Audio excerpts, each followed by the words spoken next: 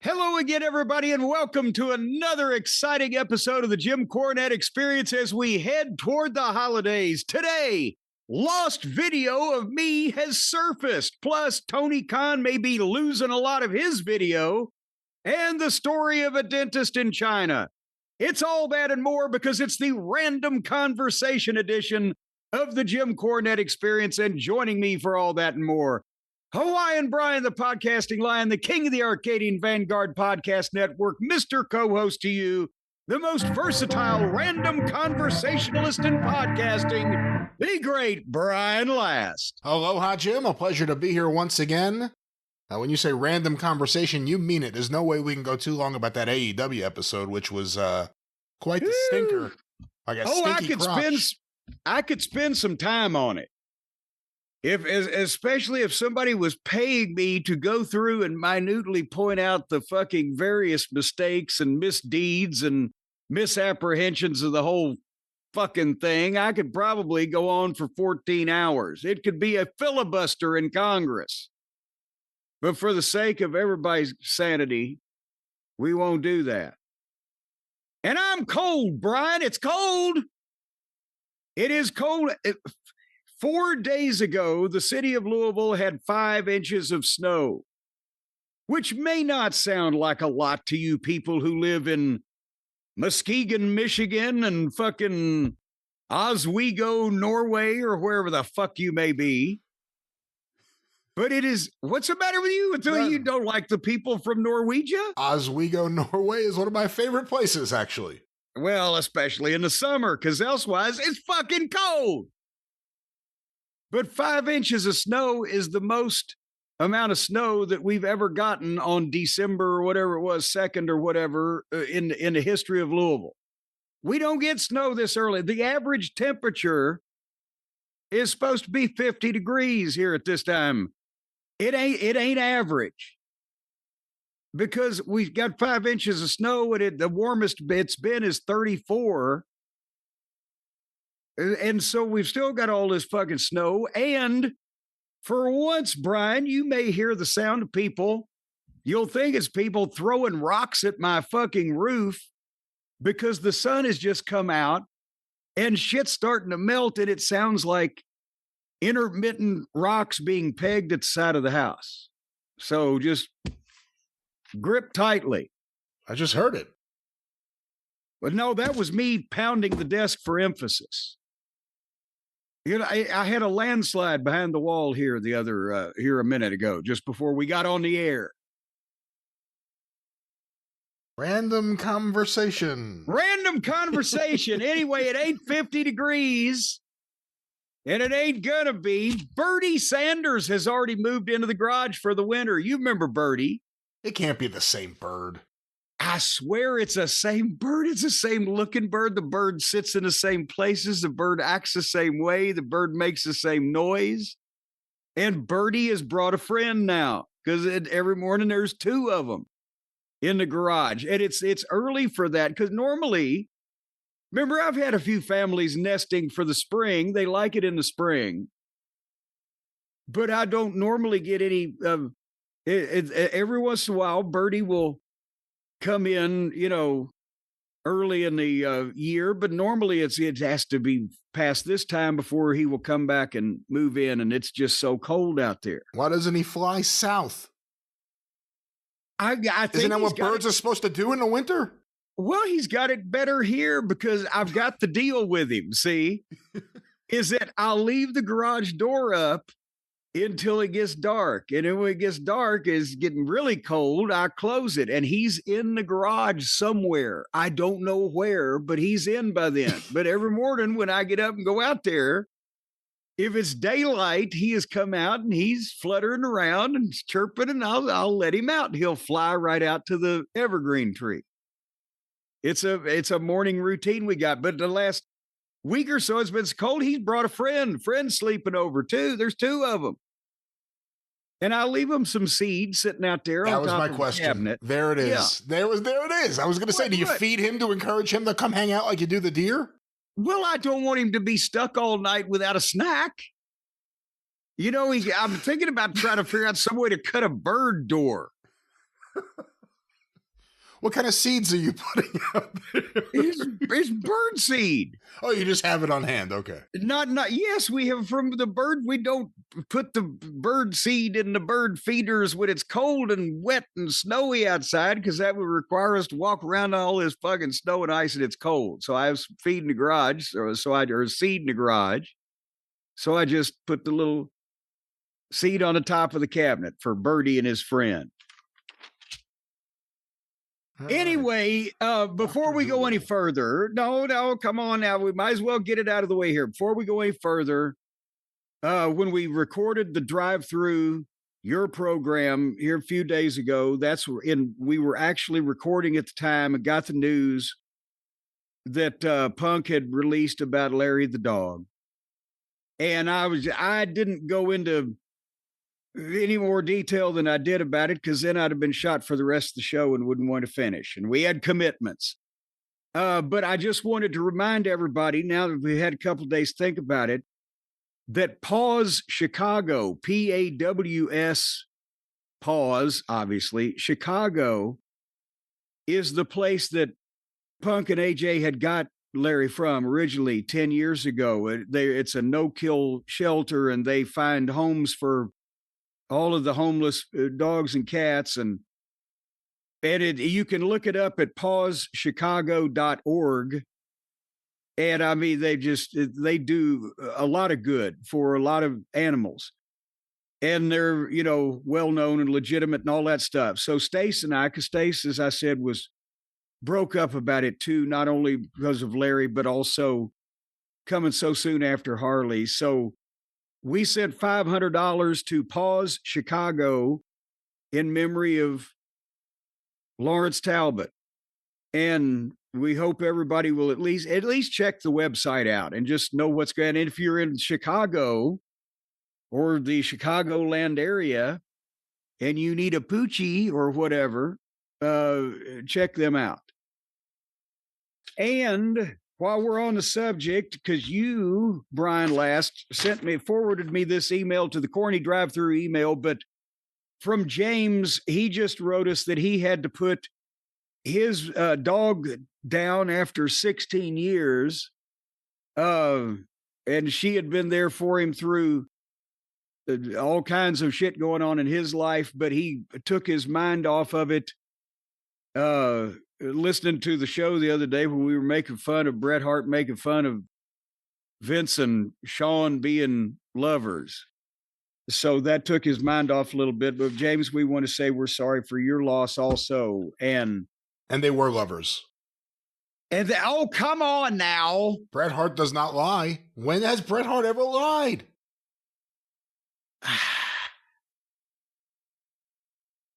But we're sorry for your loss, James. I'm taking a sip there. Oh boy. Anywho, going from there, how about going to the comics corner? Brian, would you like to go to the comics corner? Because we were talking about the Superman #1 selling for $9 million the other week. And they'd been found in the attic and et cetera, et cetera. And we got an email from Lauren in Baltimore. And she actually included pictures to prove that the things that she is stating are true. But she says, for close to 20 years, I've been collecting Victorian, Platinum, Golden Age, and some Silver Age comics. My focus is mainly on Archie comics, but I love them all. For me, my life's goal is to preserve old pop culture so we may learn from it. You got to learn, Brian. Yeah, very cool. Is what they say. That's right. And she's written extensively about old comics in the past on Bleeding Cool. Read Pop the Overstreet Price Guide. I've actually heard of that because I'm an old person. Jim, your love of wrestling and old comics has been a source of inspiration for me. I can't thank you enough for that. I was getting burnt out, but both podcasts have given me a new lease on my longest running career and hobby. And as far as our conversation, we were talking about the Superman #1 and versus, we'd always talked about the Action Comics #1. She says, as far as Action Comics #1, there's possibly less than 100 known copies worldwide. And can you imagine? It's not like anybody's thrown any away since 1970, right? So I had Howard Rogowski actually had one of those less than 100, and I could have bought it for $400. Hey, 1968, I should say. Question I don't know the answer to. I don't know if you would, but maybe not right away. But when was the first time that like Superman #1 was sent to another country and translated into another language? Like when were there editions from other countries? Oh, I do not know the answer to that question, in short. And I do know that in the golden age era, by the early 40s, there were Canadian editions. Obviously, it may have been an issue for Europe at the time. So that's a good question as to when even Superman, or which was the first, was Superman the first superhero to spread, or because of the war, was there a loophole somewhere? Did Captain Marvel sneak in? What was going on there? Lauren needs to write us back. Well, years ago, there's a really cool book that was put out called Bat Manga, and it was reprints of the Japanese Batman comics from the 60s, which were nothing like the American ones. The dialogue was extraordinary, very, I don't know, you learn a lesson, I guess you could say. But like the villains, it wasn't like about the Joker or the Penguin, it was Lord Deathman. He was like a skeleton coming after Batman. It's so cool. But I don't even know if that was the first time Batman was over there. Again, this is a question I'm asking myself. I'm sure by that point. But boy, can you imagine? Also, think about especially the covers on the Timely comics in the World War II era.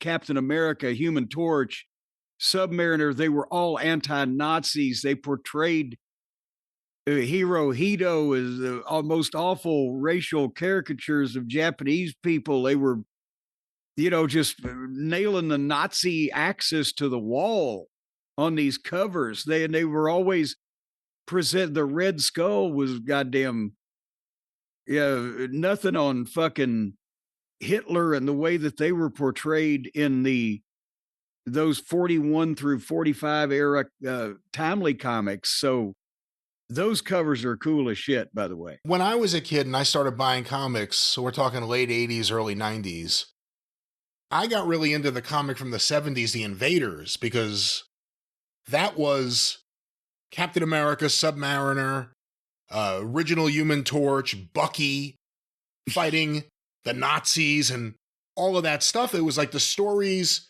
from back then drawn now, like adding to the mystique of the original superheroes of Marvel Comics.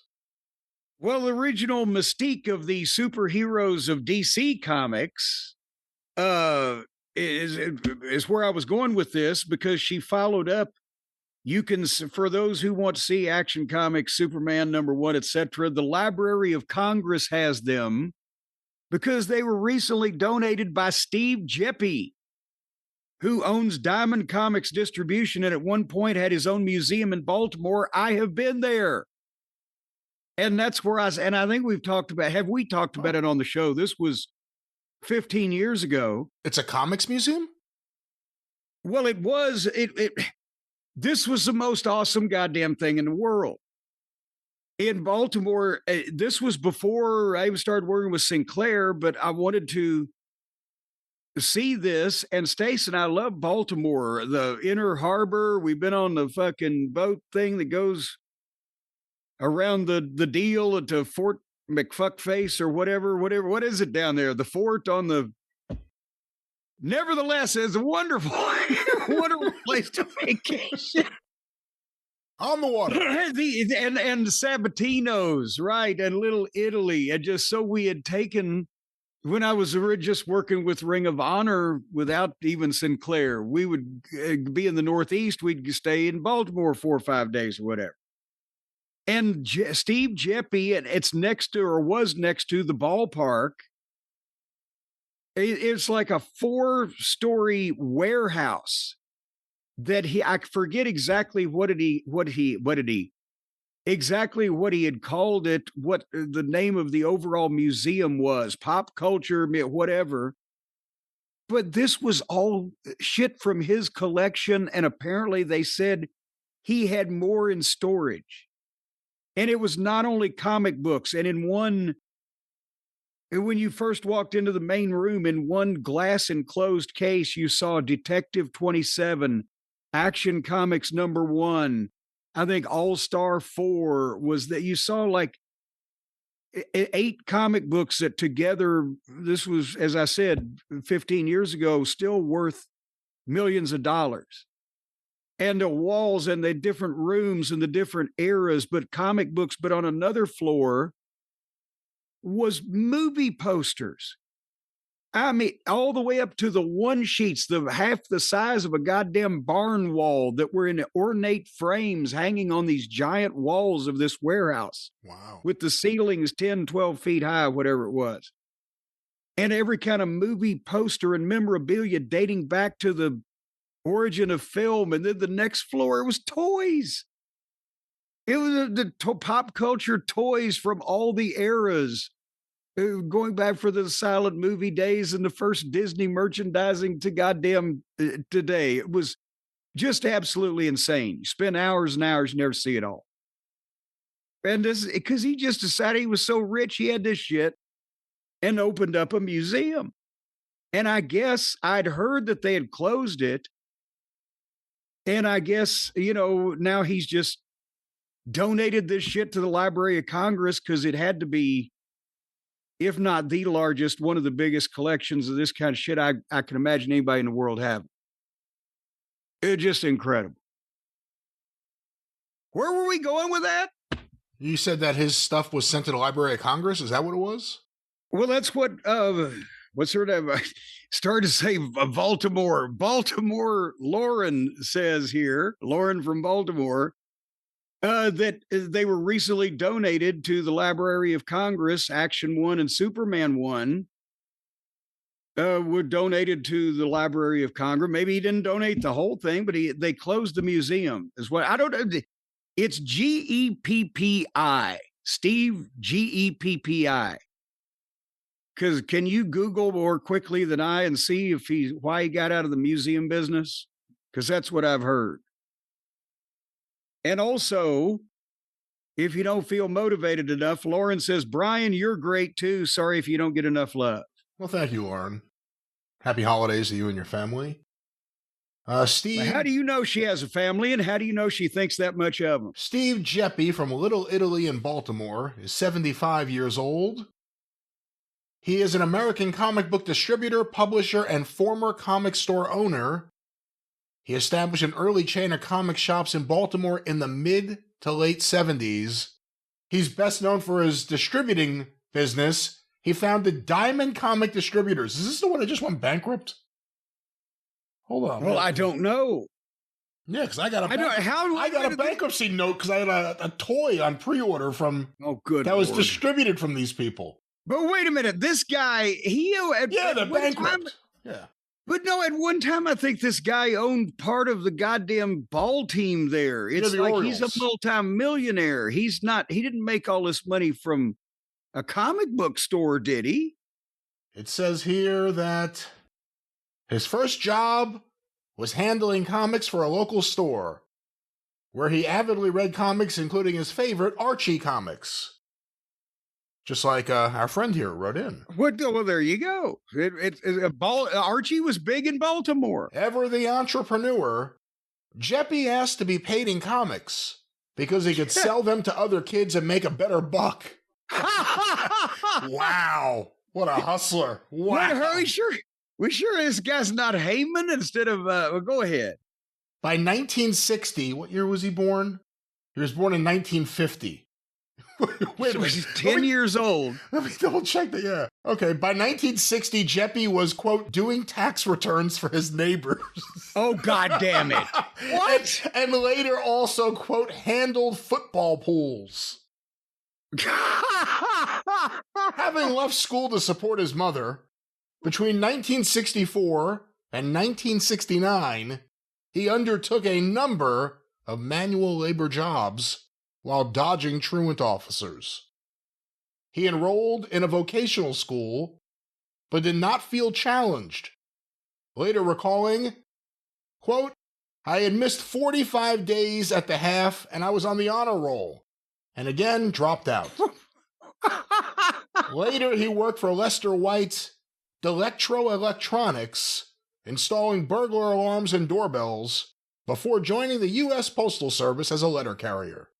When is he gonna? I know the post office, it gets paid some serious money too, but not anything like what this guy. Where is he getting into the goddamn millions here? Starting age 19 with crap jobs, that's a quote, like loading trucks and substituting for other carriers, Jeppy was starting a family and needed solid, steady work, something with a future.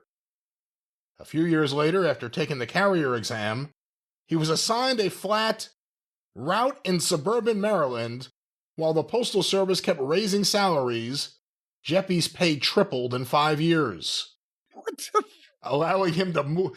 Who knew about this scam? Allowing him to move his growing family out to the suburbs. In the early 70s, Jeppy was a member. Wait a minute, hold on now. He just suddenly decided after he'd done all this other bullshit, I'll be a mailman. And in the next 5 years, they triple the mailman's pay in Baltimore? In the early 70s, Jeppy was a member of the Jehovah's Witnesses and conducted many free home Bible studies. Whether or not he's still affiliated with this organization is not known. Jeppy and his family, did he write this? Jeppy and his family vacationed every summer in Wildwood, New Jersey, where he met a fat rotund boy named Gino Moore. Now, in the summer of 1972, his nephew was reading an old Batman comic book in the rain, and Jeppy found that reading that Batman brought back his childhood memories of comics. He still loved comics and figured there were others who felt the same way. Buying a batch of old comics from a woman on his mail route, he was soon spending weekends at comic shows, buying and trading with other fans. What year was this? It does not have a year. It said the summer of 72 is when he saw the Batman comics. So someone. Okay, but see, that's early. See, you could still, we were just talking about that. You could still find people, there's a box of comics at the yard sale. Here, Sonny. But, before we even move forward, and this has turned into a long story here, but just the idea that at some point someone said, I'm going to start a comic book store somewhere. And that was such a revolutionary idea, because how are you going to make money doing that? You can get the comic books anywhere. No, I'm going to sell old comic books. Oh, yeah, sure you are. Like, that was a leap of faith for a lot of people. Oh, yeah, that was, even at that time, like I said, by the late 60s, people were starting to smarten up a little bit. And in the early 70s, you could still get some deals, and then everybody figured it out. In 1974, Jeppy announced his intention to quit his job and open a comic book store. He recalls that his colleagues all laughed their heads off. Already making more money with the comics than as a mailman, he opened his first Jeppy's Comic World comic store in a hole under a TV repair shop, and that's a quote, in Baltimore. While specializing in older collectible comics, he began carrying new comics, chiefly as a means to attracting regular customers to the store every week. He stocked his store with collections he found through the classifieds, traveling the countryside. Boom! In his beat-up blue Ford van, one of the first specialty comic book retailers in Maryland. He built his business as the comics industry grew. Here's a quote, "I would snowball one deal into another. If I made $5,000 on a deal and another deal came up for $5,000, I would empty the bank account. I would take the risk." 81 or 82, he had 4 stores. Trying to see how he... Where is he making enough money to have these millions of dollars in toys? In June 1994, Success Magazine featured Jeppy on their cover celebrating his $250 million empire. What the fuck? And highlighting his co-ownership of the Baltimore Orioles. Okay, you rewind it then. Where in between fucking you're trading the old comics and $250 million, what the fuck happened to him? Diamond Comic Distributors. I'm trying to see how he got involved with this. In 1983, Jeppy was criticized for taking exception to certain adult-themed titles and scenes, effectively causing the cancellation of a series called Void Indigo for its excessive violence. I guess he became... Where's the $250 million? He won the lottery and didn't tell anybody, just suddenly. In 1995, Jeppy opened Diamond International Galleries, a showplace for comics and collectibles, part of his attempt to see collectibles attain serious respect. And it doesn't really say how I guess it was through the... Is this a goddamn some kind of superhero origin story where he has a double life sometime between this postman that fucking sold comic books on the side and the next 15 years he ends up with $250 million? I think, okay, Lauren, go to work. We need you. More than it's, you've been covering this beat. Apparently you know more than Brian. See if we can find out what the fuck's going on around here with this fellow. Where did he get this money? What does he know? Who is he aligned with? These are things we need to know. Brian, I told you I've thought of a story. I don't know whether I've told it to you or not. Maybe it's just because I'm old and you'll say, oh, that old chestnut. But a couple days ago, I went to the dentist and, I've got the two front teeth with the big posts in them. And boy, you ought to see what those things look like on a goddamn x-ray. Looks like somebody shoved a Q-stick up in the middle of one of them. They're not in danger of falling out in the next week or two, but they probably won't last as long as I will. At least, hopefully, if I phrase it that way. So, I got that news, and we're in an ongoing situation there. But don't reveal that, Brian, because it could cause all kinds of controversy. Do not reveal what I just said to you about my dentist visit. I don't want anybody to know. Have I told you, or how long has it been since I told the first time that Triple H and Chyna got mad at me? Oh, the dentist. Remember the dentist appointment? Have you even heard this story? I think I do remember this from a while back, yeah. But hopefully you don't remember all the details, or elsewise you'll sit there bored. No, it's been a while. I just remember the idea that you had heat with them. It's been a while. The only reason I thought of this is because there I was sitting in the dentist's office and it came to my mind and I wondered whether I'd told you. But for the benefit of the younger people, do you mind if I revisit it?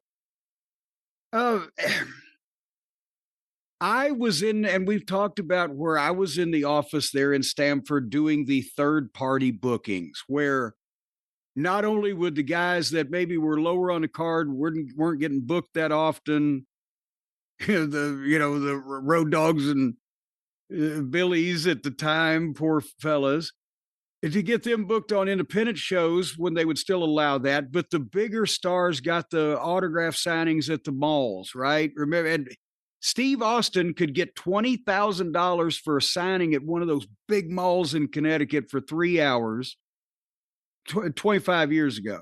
And thousands of people would come. Well, I had Chyna booked for one of them, which she was part of DX or whatever time period this was. It was obviously that time period, but she was somewhat of an established part of the deal at that point. And I don't even remember who called me. It may have been Bruce called me one day and said, Chyna can't make, she's got a booking for the signing at the Zabadosh, can't make it. She's got dental surgery. Okay, I'll offer the guy a replacement or we'll take her off the deal, whatever. So I call the promoter, say she can't make it. She's having dental surgery. We got so-and-so. I can't remember what the resolution of it was. Maybe he took somebody else or whatever. But I get a call a couple of days later. And again, I don't really remember. I think it was from Bruce. It might have been. saying, well, Triple H and Chyna are mad at you. I said, what are they fucking mad at me about? You told the promoter so-and-so that she was going to have the surgery. I said, well, what? That's what I was told is the reason why she couldn't make the date. Yeah, but they didn't want to get out. I said, I've heard of fucking people kayfabe in rehab, but the dentist? What is the goddamn deal? It wasn't about her teeth. It was when she was first trying to have the Antonio Inoki-like profile of her jaw that she had originally reduced in some fashion to where she would look less like a fucking alien being, right? And I said, well, what did... so you should call him and tell him you're sorry. So I call him up and say, I'm sorry, I did not mean to reveal any secret information, but I was going on the information I was told, and I had to give the promoter some reason for why you're just not going to come to the deal we got a contract on, and blah, blah, blah.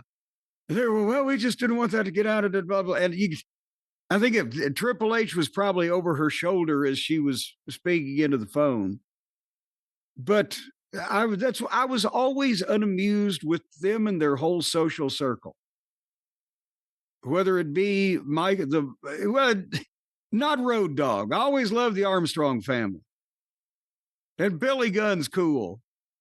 But the Michaelses and the Triple H's and the Chynas and the other things. But I'm sorry if I bored you with that story, Brian, because I realize now you remember everything I've ever said. I thought I'd come up with a new one. That period of time, the Click, and then I guess post-Click when, before Michaels left, when DX was him and Chyna and Triple H.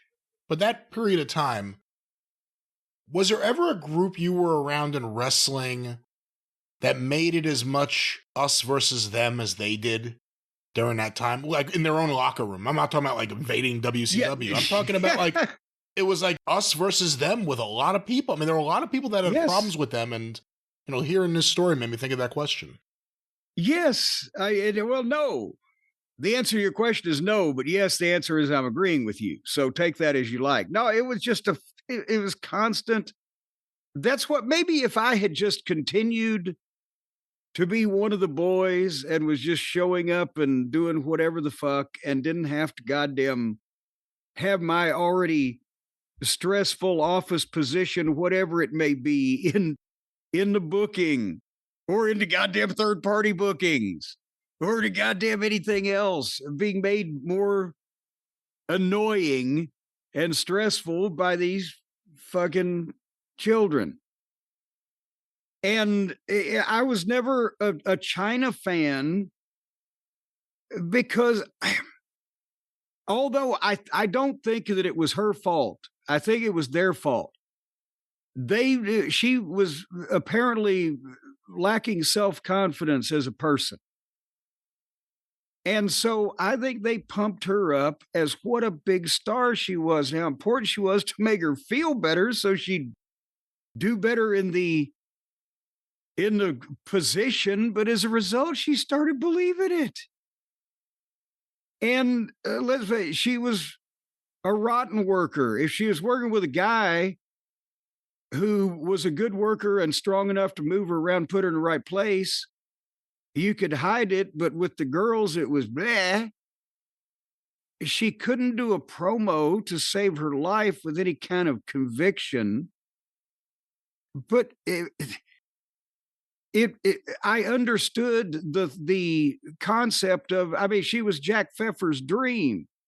This was not new in wrestling to take a strikingly visual, different, large individual and make money with them and work around them if they can't work. So it wasn't revolutionary and it did work with her, but she began believing it. Remember when it wasn't one of their breakups or maybe their last breakup with The Office that she either wanted to start beating the men or wanted to be paid, if she was champion, she wanted to be paid like the male champion or whatever to help me with this. What was the conflict? I thought it was a money thing, but I'm not certain. But it was one of those things where I think they offered her, and I could be wrong, I think they offered her like a really good deal for that time period, a lot of money, if not $1 million, several $100,000 a year minimum. No, yeah, guarantee it was more than that. You go ahead. Yeah, and she wanted more. And, this was a negotiation and an offer that happened during a period of time where Stephanie and Triple H got together. So it wasn't like, just fire her.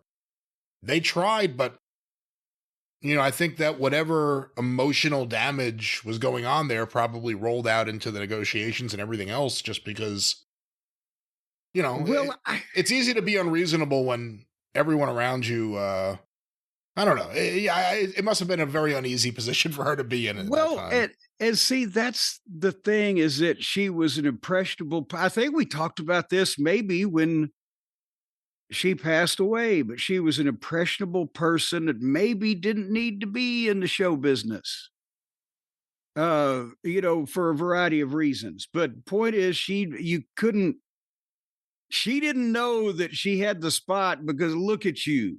You look different, whether it's good, bad, or indifferent. And that's why you're in this spot. Just carry it off and we'll work around you. She began thinking, and then she was going to do movies and whatever. And then she did movies. Her and Tammy, who would have thought her and Tammy, the only two people I've ever seen do porn that turned me off of fucking. And then she's on Celebrity Rehab and etc. That's what I'm saying, is that, that era of ex-WWF stars being on the reality TV and not in flattering ways did a lot of good for everybody in wrestling's public image. But point being, understood the gimmick, but I was never a fan of the overall whole thing. But nevertheless, I've told the story now, and you know what now, that Brian, I think instead of telling the story again, since you've already heard it, let's take a picture. Let's take a picture and put it in our aura frame, and that way we'll always remember it. We won't have to tell it again. Can you take a picture of a story and put it in an aura frame? I mean, maybe the artwork that one of our artists does for this. I don't know about take a picture of the story, but what a great idea you have in terms of putting wonderful photos, ignore the noise behind me, in a terrific aura frame. Well, that's a Rod Stewart album. Take a picture of a story. Don't it? And I'll tell you what, once again, with the aura frames, folks, and we are speaking from personal experience here, because Stacy loves the aura frames that we got to give to her grandmother and her nephew. So now they're bouncing pictures back and forth across the atmospheric airwaves. Instantly, it appears by magic, because they've figured it out. Apparently, you need to use phones and apps and things. Brian, that's over my head, but most people get it. But once you get these aura frames, apparently it's simple for some of the technologically minded. They just do it like crazy. They download the Aura app, connect to the Wi-Fi, preload pictures before the frame ships, or do it afterwards. Personalize your gift. You can even put your fingerprints and social security number right on a thing, and boom, and that pops up. So, for example, if your grandmother has some cash laying around the house, put that cash in the bank, take a picture of it, and put it on the thing, and show Granny that it's still there.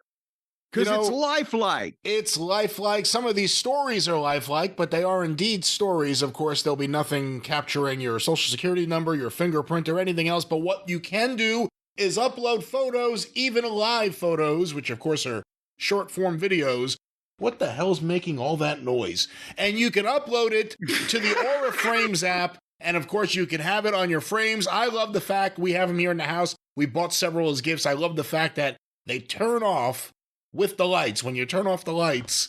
You've mentioned that. That is really noisy. What the hell is happening? You've mentioned that too, but you've mentioned that every night when you lay your weary head down and you turn the light off to go to sleep, boop, the frame just, because it's got a light sensor.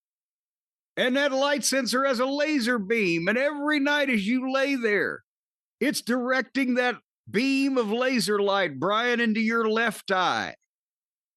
Every night it directs that beam of laser light into your left eye until finally, well, you know what happens from there. It was written by Edgar Allan Poe. I thought you were going to disagree with me. Are you still there? Yeah, I'm sorry. I found the culprits. I found the culprits. There are a group of gardeners blowing the leaves next door. They're a distance away, but they're making a great deal of noise. One of the great things about Aura Frames, no gardener noise. You can have photos of gardeners, even gardeners you want to throw things at, but no noise. That's the beauty of Aura Frames. Well, here's another thing about the Aura Frames. You can save money, folks, because for a limited time at the holidays, and what's better at the holidays than to give pictures and video of your various loved ones, or send one to your ex-wife and then just send her constantly a barrage of close-ups of your fucking sphincter, poorly wiped. But for a limited time, you can save on the perfect gift by visiting Aura Frames. That's O-U. No, it's not O-U. It's A-U-R-A. AURAFRAMES, auraframes.com. You're going to get $35 off Aura's best-selling Carver mat frames by using the promo code JCE at checkout. AURAFrames.com, the promo code JCE for $35 off. And I don't know how you can beat that. It's incredible. I don't even know, again, how they do this, unless some way or another there's some kind of money laundering apparatus going on here. But get in before they're federally indicted, folks, and get one of these. They're not going to be federally indicted. Well, you never get in before they're federally indicted, folks. What's wrong with you? In today's atmosphere, anything can happen. So if you've got something you want, you might as well get it quick. Wonderful Frames, a great gift, a company you can trust, no indictments that we know of, and none that you should expect, except for the indictment of wonderful photography and the heart-pulling, and the cockles of your heart will be warm with photos this holiday season. Aura Frames, one final time, Jim. Yes. That promo code. Photos straight from your phone and your heart all year long to your loved ones on the auraframes.com promo code JCE right now. Just send pictures. Send pictures. That's what Stu Hart used to say. Whenever somebody would call him up, ask him if they could get booked, I say, hey, send pictures. Send pictures. Everyone did their leaves, like as of last week, and now these fucking people are here making so much noise next door. Oh, you're complaining? I can't see my leaves. I'm supposed to have the guys come and do the last leaves, but they're covered up with 5 inches of fucking snow. We were having such good audio. This fucking sucks. Well, and I guess before we go any further, Brian, I ought to say, if you are a customer of Cornette's Collectibles at jimcornette.com and have been for the last several weeks, I am proud to say that me and the Featherbottoms have teamed up, worked together, and all the orders, as I believe I mentioned on a previous drive-through program, through November 24th are in the mail by December 5th, and everything ordered through December 5th, we are shooting to have in the mail by December 12th. And if you ordered after December the 5th, then it's getting shady. And there is some physical impossibility of any kind of turnaround to get it in the mail by, I think the post office cutoff date is December 17 before Christmas. Have you noticed they get farther out from Christmas every year? It used to be like, oh, mail by the 21st. Now it's like the 17th. But nevertheless, we are hustling, trying to get everybody's stuff in the mail, and we appreciate it. And we're still taking your orders. But you can have a Happy New Year instead of a Merry Christmas. JimCornette.com. And do you know what I saw the other day, Brian? Joe Dombrowski, my friend Joe Dombrowski, who's one of these young, upcoming hotshot wrestling announcers making a scene you hear about. He's a really hip cat. And he is doing some compilation DVDs with matches that are not owned by the evil empire and socked away in the mountain up there in, where is it, Vermont or Maine, wherever the fucking, maybe it's the Fortress of Solitude at the North Pole. But anyway, the WWE don't own this stuff, so he can get away with it. And one of the compilations, because he sent me a bunch of these and it saved me from the rotten television programming it's been on lately. I just started watching bits of a couple of them. But one of the compilations is on the Kansas City territory. And I know you're going to say, well, you always make fun of Kansas City. When you take a territory for 20 years and narrow it down to about 3 hours, it does get a little better. But the Midnight Express matches, remember we went up there for that rib tournament where we had to wrestle 4 times in one night? They found them. They still exist. I don't think I've ever seen them before. Oh, that's awesome. So that, but also another DVD he did was and by the way, he did have ProWrestlingLibrary.com, but I get his old server, I guess, going to prison. I don't know what happened. He's migrating to JoeDombrowski.com, but I know nobody's going to be able to spell Dombrowski. So, yeah, why would you do that? Come on, you're a smart guy, Joe. Why would you pick a website with your own name that no one could spell? I don't know who's doing his goddamn fucking PR work or media work, but nevertheless, he's a busy man. He's running an empire. But if you go to Pro Wrestling Library, it'll still take you over to the new thing. Do with that as you will. But nevertheless, there's a compilation on Harley Race. And I watched that first. And besides the 70s Harley, which we'll talk about here in a minute, the difference in that and the 80s Harley that a lot of people have seen. But to get to the main point, one of the matches was Harley Race versus Dick the Bruiser. And I thought, so I click on that. And it's from Indianapolis. Sam Miniker's doing the commentary. And I know exactly when it was because it was the dying days of the WWA Bruisers promotion that we've talked about with various. Within a couple of years of each other, Bruiser and Sheik both went pretty much. And this was July 1981. Oh, wow. I thought it was going to be a lot earlier than that. Wow. No, but here's the thing. By September of 1982, Bruiser's out of the Expo Center, can't run the Market Square Arena anymore, can't run the Fairgrounds Coliseum anymore. He's in Tyndall Armory, and he's making a deal with Jerry Jarrett to show the Memphis TV in Indianapolis, and that's when Spike Huber and Steve Regal came down to Memphis, and I made a few of the shows that Jarrett booked up there, and Bruiser still insisted on being in the main event against Kamala, and Jarrett just said, fuck it, this is hopeless, right? But it's like a year before that period where it just all had fallen apart. And I swear to God, I started watching the match, and because of who Harley was, he had agreed to come in, I'm pretty sure, as a favor, right? Because, Sam Muchnick loved Bruiser. Bruiser was dying. He needed a guy to come in and win the title so he could win it back, whatever. And Harley's a partner in the Central States territory, etc., right? When in 81 is this? The summertime, because I remember seeing the TVs. And when did he lose the NWA title to Flair? It was on your birthday in 81. Oh, no, Dusty won it in between. That's what it was. Dusty, yes. Yeah, okay. So he had just lost the NWA title then. Well, yeah, and yeah, this is...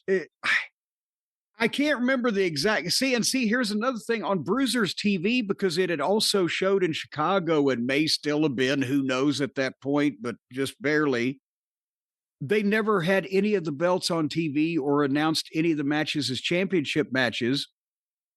They only did that in the promos in between, and then you were left to assume. It was a weird situation because Chicago recognized the AWA titles, and Indy was all Bruiser. Nevertheless, I'm watching this match, and because of who Harley was and the respect he had, you could tell Bruiser is letting Harley call the match at the start. And at one point, Harley gets a headlock on Bruiser, and fucking Bruiser shoots him off, and Harley has just asked for Bruiser to grab him in a headlock and take him over, and Bruiser tries a headlock takeover and missed him completely, and they both fall in a heap. I'm like, even then it happened, but the thing I realized was that was probably the first headlock takeover that Dick the Bruiser had ever tried in his fucking career. I've been watching Bruiser matches forever, right? He didn't do headlock takeovers, especially not when he was 50 fucking 5 or whatever he was here. And it was, but the point is, as I was watching this, and then again, Bruiser, because of who Harley was, starts selling a little bit better than he would for anybody else for Harley, but still Bruiser was immobile at that point. I say, that's familiar. And then I looked in the corner of the bottom of the apron of the ring in one camera shot, and there I am. I'm at ringside taking pictures. Oh, no shit. Wow. And I'm right next to Norman Dooley, who's ringside with me taking pictures. That was the Who was he shooting for? Yeah.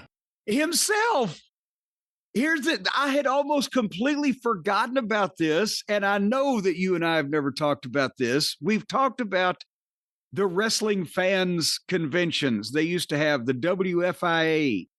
We talked with Eddie Gilbert, who was at several of them, and we've told all kinds of Mike Gratchner was a big, who was the goddamn head of the WFIA? Don Wilson. Don Wilson, those guys. Dave Brzezinski. Tom Burke. Now you're just screaming names. Norman Keitzer. Nevertheless. Diane Devine. It's the Love Boat. Walt Wolanski. That's right. Barry Rose. Pete Lederberg. We've talked about when I went in 1978, they were in Knoxville. And, that's the year Eddie Gilbert, but he wasn't even a wrestler yet. He came over as a fan and rode with me and my mom to the spot show, I think Tazewell, Tennessee.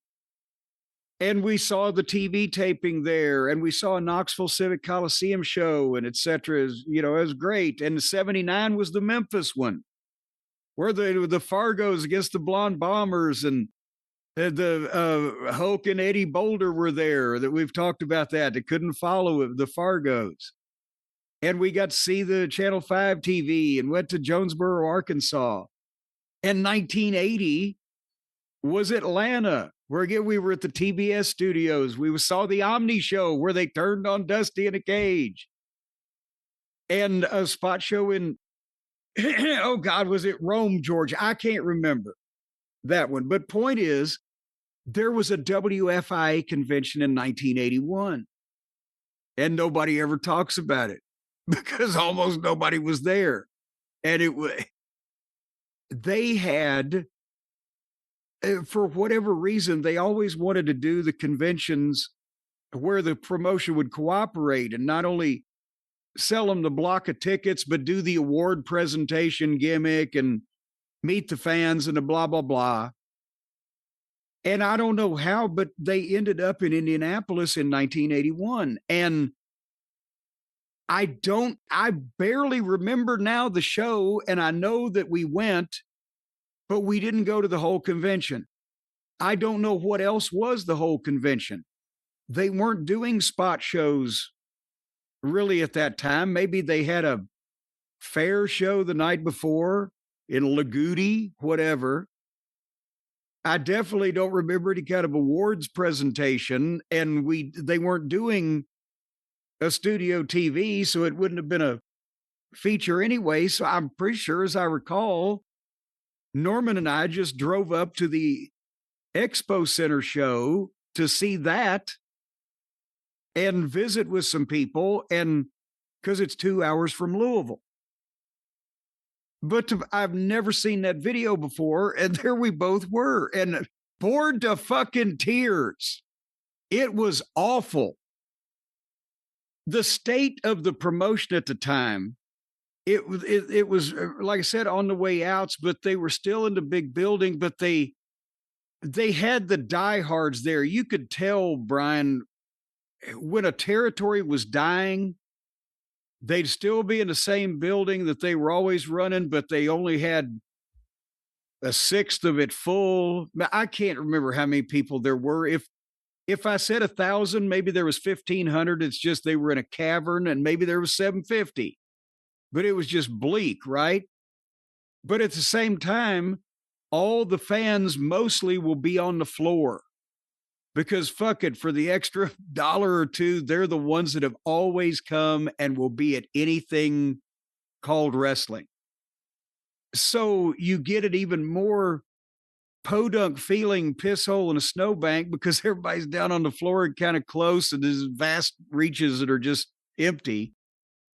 And the match, I remember one spot from this night as my most vivid memory of this entire card that, as I said, I honestly hadn't thought of since it happened until I saw this video.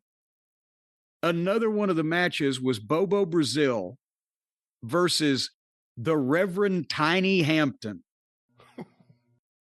And he had gone as Trader Tim Hampton. He was he'd been around the Midwest in a minor position at some time or another for probably 20 years at this point. And somebody said that he may have been Bobo Brazil's half brother or something, but that Hank James had that distinction in the 70s. And this wasn't the same guy. I don't know.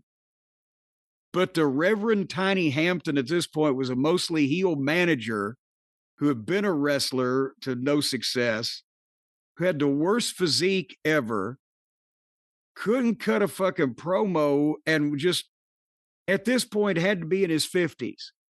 And how old would Bobo Brazil have been in 1981? Right, I'm going to say 55. Hold on. We'll be discussing wrestler ages again very, very soon on the program, ladies and gentlemen. But yeah, I wonder how old those gardeners are behind you. That's your... Well, hopefully this will be the last time we hear them. Then they're going to be the snowblower. Bobo was born in 1924.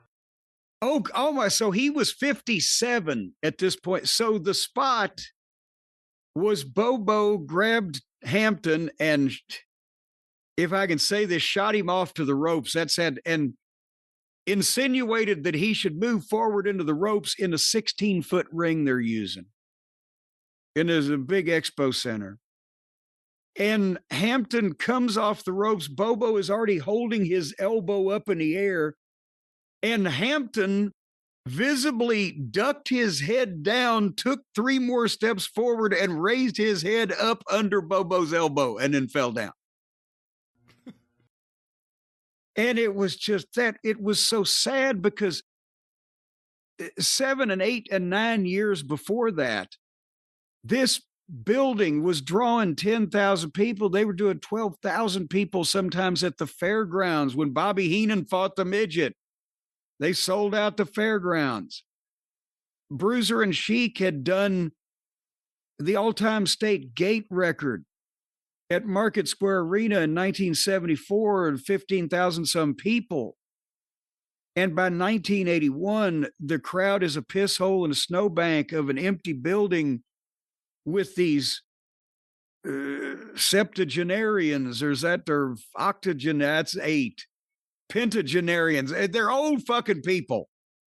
They're old fucking people. Harley Race was the goddamn young pup on the card. And he was trying, but Bruiser couldn't fucking move. But we saw the same thing, the same principle when we went to Kansas City in 85, those matches I was talking about. It was down to the people, again, that were going to come. That had been their life, the diehards. They were always going to come. And at the time I said this, I'm not trying to insult anybody, but in the summer of 1985, when you looked out at Memorial Hall in Kansas City, Kansas, 20% of the people had a visible disability of some description. And there were hundreds, not thousands. And those also are the kind of crowds that you'd have trouble with because they were the ones that were more likely to get to you or want to get to you and try to do something. And by this point, the promoters had cut down all the security, so you're halfway on your own. It was just a dying territory had signs, and it was saying different cities, different buildings, different rosters, different reasons, but the crowd's always 1977 Cincinnati Gardens. I'm sorry, 1976. I talked my mom into taking me to the Cincinnati Gardens again, like Indianapolis. I was 4 years too late. Cincinnati Gardens for Barnett in the late 50s and early 60s have been sellouts, and the fucking Chic had drawn huge crowds there, and the big late 60s, early 70s run, and Crockett would sell it out. We would sell it out in the 80s. But I got to actually go one time to see the Chic's big time wrestling. Chic wasn't on the card. Abdullah the Butcher was in the main event and didn't bleed, which shows you how seriously the rest of the roster took the whole goddamn thing. It's a 11,000 seat building, and I don't know, there were 700 people. And you could just, oh boy, this, and I don't know that. I think they stopped running Cincinnati before they stopped running the Cobo in 1980. Was Harley champion when they booked him? He lost the title at the end of June to Dusty. This is during Dusty Rhodes' brief NWA World title reign, this show. He would have had to have been, because they would have had, so this was, they always did the convention. I don't know the exact date, but they always did the convention in late July or early August. First weekend or last weekend. So, but see, that's the thing. Harley was technically somewhat business partners with Muchnick, who was best, and Bruiser was still drawing in St. Louis. That's the thing. Bruiser could go. That's when he worked with Flair after this. Yes. In 1982, Bruiser and Flair sold at, was it the Checker Dome? Or I know they sold out the Keel. I think they sold out the arena that they called the Checker Dome then, the big building, because Muchnick's promotion had been better run with stronger television, local connections, and an influx of all of the young talent. He didn't just have Dick the Bruiser that was 50 fucking whatever. He had Flair too, and DiBiase and a da-da-da. So while Bruiser, in his own hometown that he had ruled for 15 years, couldn't even afford to stay in his building, and Miniker, who I think a couple months after this show I was at, he left and went back to Texas. And Miniker had been as booker and as announcer for almost 10 years and did the boom with him. So that's why I was surprised this was 81. I didn't realize Miniker was still in Indianapolis in 81. That surprised me. But 200 miles down the road in St. Louis, Bruiser can put 15,000 people in a building, and he can't do it in his hometown. At the same period. And that's why I say Harley was trying to help him, obviously.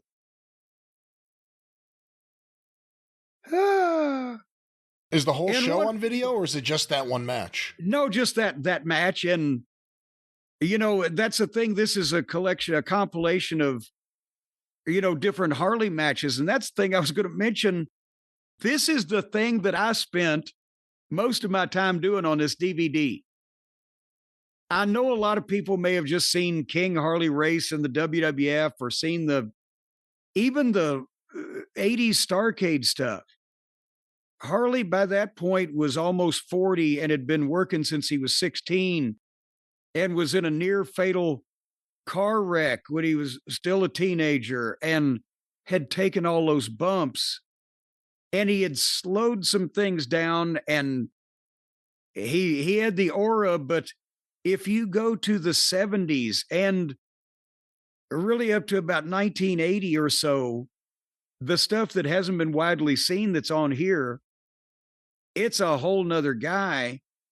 And what I spent was every time he would do the knee drop to the head, I was stopping it and backing it up and slow-mowing it. And it looks like it's computer generated, that he's not just giving a guy brain damage.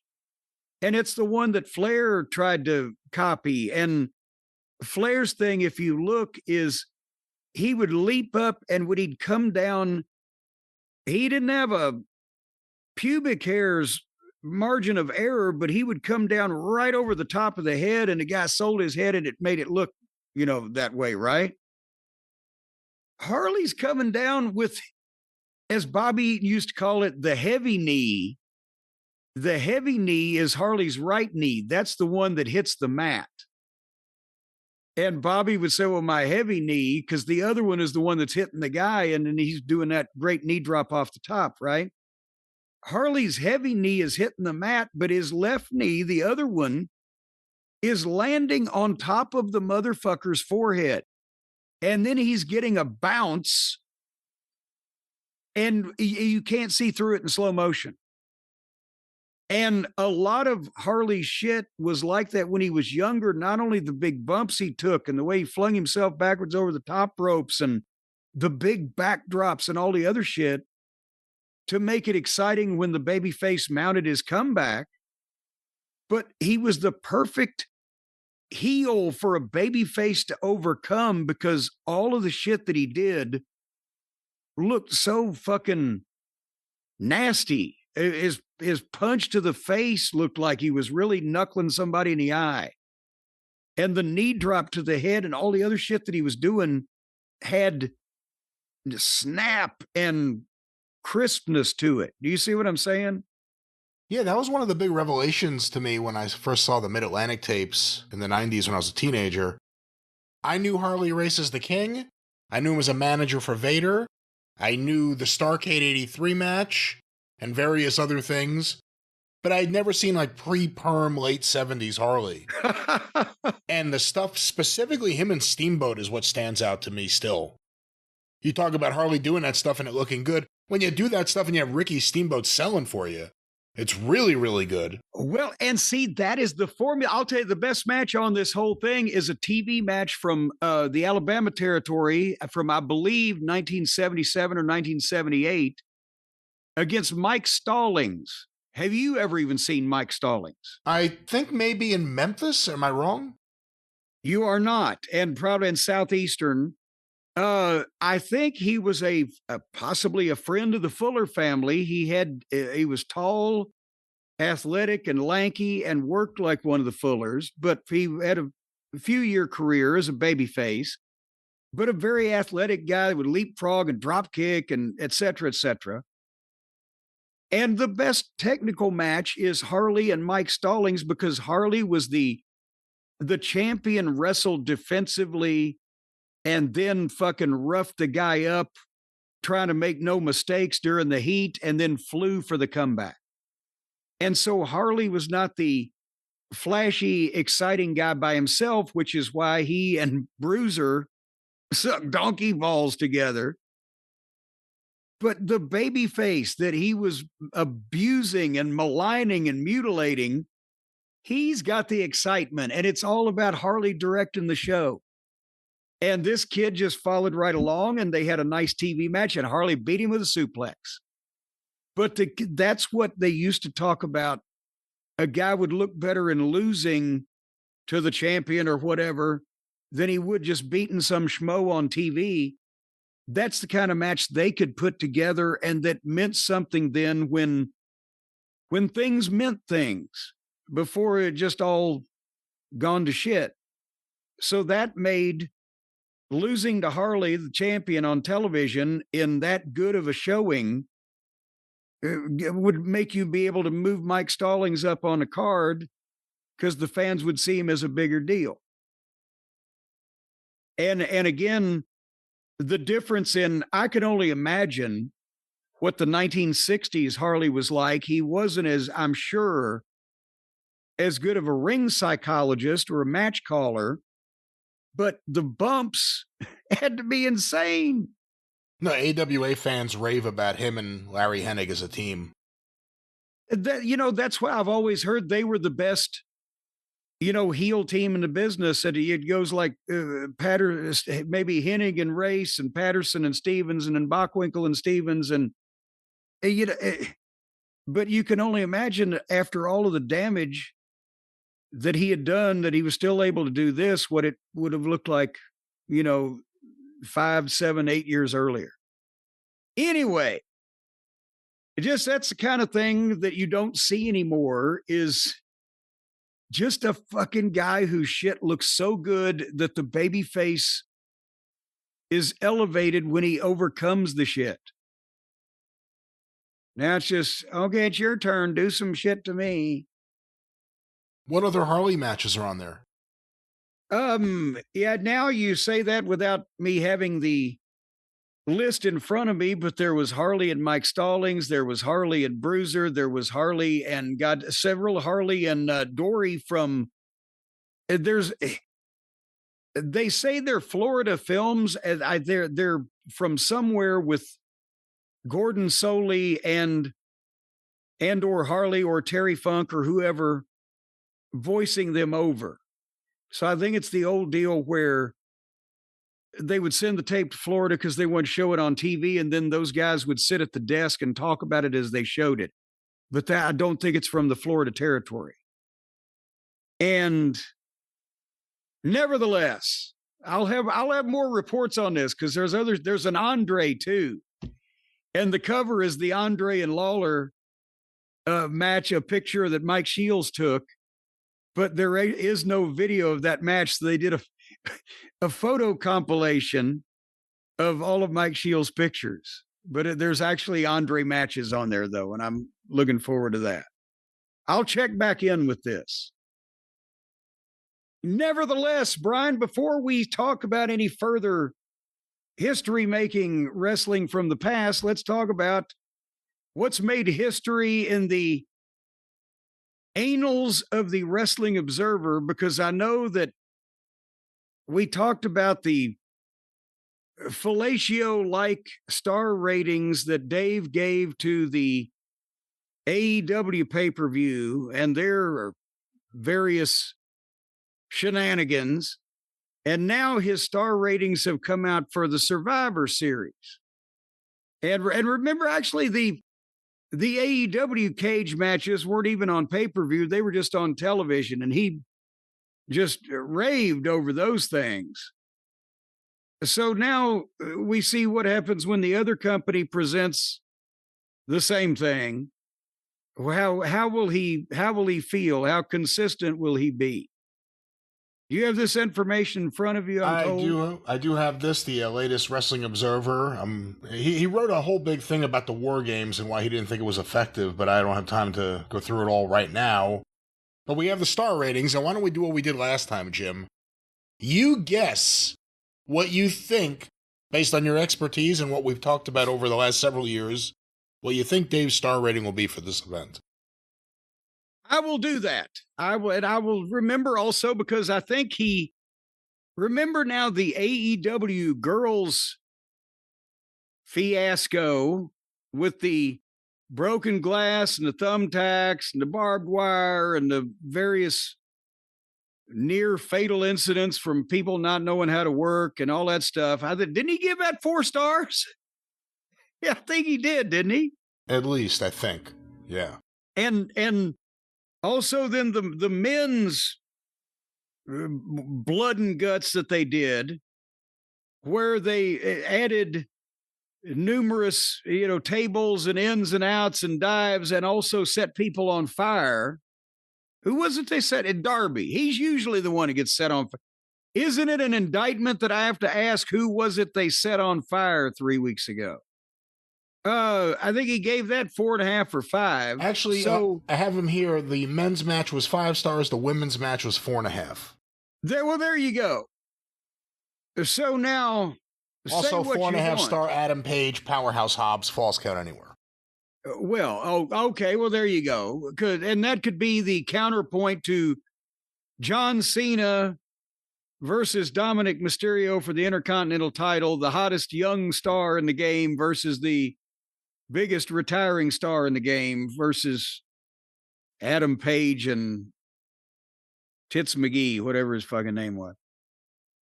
So I would think that Uncle Dave ain't going to like the WWE stuff because they didn't have as many near fatal incidents and didn't do as many moves. And he says he doesn't like all the gimmicks and the blood, but he still rates all the matches with the gimmicks and the blood as 5 stars. So he must hold his nose on those. But at the same point, the WWE matches had nobody almost killed that I can recall, and no unnecessary, reckless, dangerous shit, no unprofessional botches, and pretty much goddamn professional performances throughout where nobody was gutted with a rusty fishing knife. But having said that, they still had their flaws, which we picked apart in the individual reviews we did on the men's and the women's war games. And we were so sick of the whole goddamn thing to begin with. So I'm saying right now, I'm going to predict that for bias of Dave wants people to do a bunch of fucking moves because his whatever order or disorder he's got going on, his attention is held by these things. And since the WWE didn't do as many moves, he's going to knock 2 stars off the total of each one of those goddamn matches. So whatever those AEW matches, their counterpoint on the WWE show is going to be 2 stars lower. That's my prediction. Let's start this game. Let's start this up with the matches. I apologize for the noise. These people won't go away. Well, I told you a BB gun. It almost stopped. Now it's a smaller noise, but Jim, the women's War Games match. Are you sure that's not just the neighbor's wife, Sibian? Can they close their windows? Jim, AJ Lee and Charlotte Flair and Alexa Bliss and Rhea Ripley and Io Sky defeated Asuka, Kairi Sane, Becky Lynch, Nia Jax, and Lash Legend. 40 minutes, 49 seconds. Every single bit of it. What do you think Dave gave it? Well, that's what was the girls' blood and guts thing? 4.5 stars. 2.5. I don't know if this means your theory works or not. 2 3/4 stars. Ah, see, I'm telling you. Now, again, Dave doesn't care that not only the biggest single name in women's wrestling was in the match, but actually, if you want to elaborate that further, the top 3 or 4 biggest names in goddamn women's wrestling, at least, were in this match. It was stupid, yes, with the trash can girl coming off the top of the blah, blah, blah. But that's a move. Dave should have liked that. They're professional. They didn't waller around in, as I said, broken glass and barbed wire and fucking thumbtacks and foolishness trying to be indie wrestling heroes like their counterparts. They turned in effort and a professional performance where nobody was injured, at least as far as I know. It wasn't called for, and it didn't need to be a War Games, and it wasn't particularly that fucking good. But if you're going to rate one thing, and we don't care if the singer turns in a brief and lackluster performance, where she was still professional. We want her to scream and yell and forget half the words and be as loud as possible and go on forever. And that's a more enjoyable show. You got to have some consistency here, Brian. Can I figure out any more similes? Well, what Dave wrote is this match came across long and lifeless with nothing really sticking but the sky spot. And even then, when the announcer sold it like, we are giving you a viral moment, it completely took you out of any intensity of the match. Perhaps it would have been better with better crowd miking. Good Lord. Then There were the same issues with the just stupidity and deadness and wandering aroundness of the other match that he rated 4.5 stars because they were all pumping blood and wallowing around in garbage. The work wasn't even as good. Again, I can't explain his philosophy. Match 2, Dominic Mysterio won the Intercontinental Championship from John Cena. 16 minutes, 47 seconds. What do you think Dave Meltzer rated this? Okay, well, and he gave Hangnail and whatchamacallit? Powerhouse Hobbs. Hobbs, poor Hobbs. Can't even think of him anymore. Poorhouse Hobbs. Poorhouse Hobbs. He gave them 4.5 stars for that was an electrocution finish, wasn't it? That was the electrocution finish. A pre-bump slightly, you discovered when you rewound it and watched it slow. A pre-bump electrocution. That's right. Well, this is like on Saturday Night Live when they were doing a sketch and you're just supposed to imagine that the sparkler behind the cardboard box really meant it blew up or whatever. But if that was 4.5, then he gave Cena and Dominic, as I said, the biggest star retiring into business and the hottest young upcoming, up yours fucking talent. And yet it was just Hollywood showbiz. Broadway got too busy, but people loved it. But he's going to take off 2 stars, so 2.5. 3.25 stars. Well, he's not being as blatant as I thought, but I'm still not that far off, am I, Brian? You're within the range. I mean, I guess your philosophy or your math is somehow working so far. Dave wrote this was a cookie-cutter House of Torture match, except it came off better because of the star power and Liv Morgan. Wait a minute, a House of Torture match? What the fuck is he talking about? Those are my thoughts, though. I thought this is a cookie-cutter House of Torture match, but better. That's what I thought. Jim, the next match. Maybe there was icing on the cookie cutter. Stephanie Vaquer retained the World Women's title over Nikki Bella, 12 minutes, 21 seconds. What did it get in the Observer?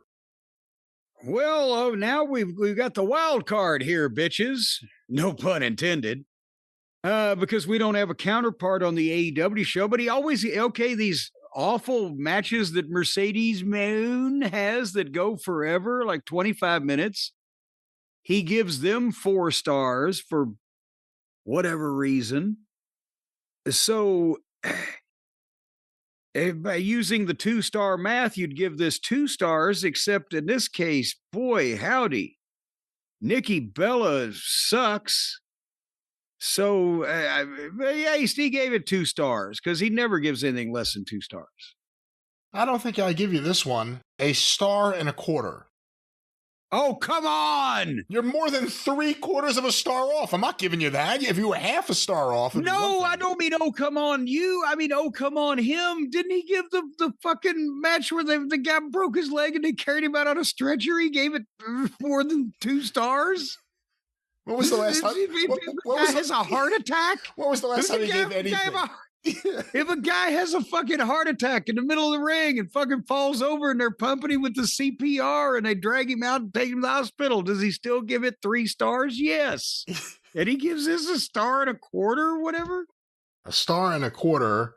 Let me just see if he says he's just calling the move. There was no heat and this match wasn't good. Aside from fans... damn, how many times can you say that? You could say that a lot, actually. Aside from fans wanting the Devil's Kiss spot. That's what I said. Everyone loves the S spot. Everyone loves the S spot. All right, Jim. Well, okay, I'm just... I've seen people that did everything but projectile fucking vomit in the goddamn ring get 3 stars from him. He must have hated this.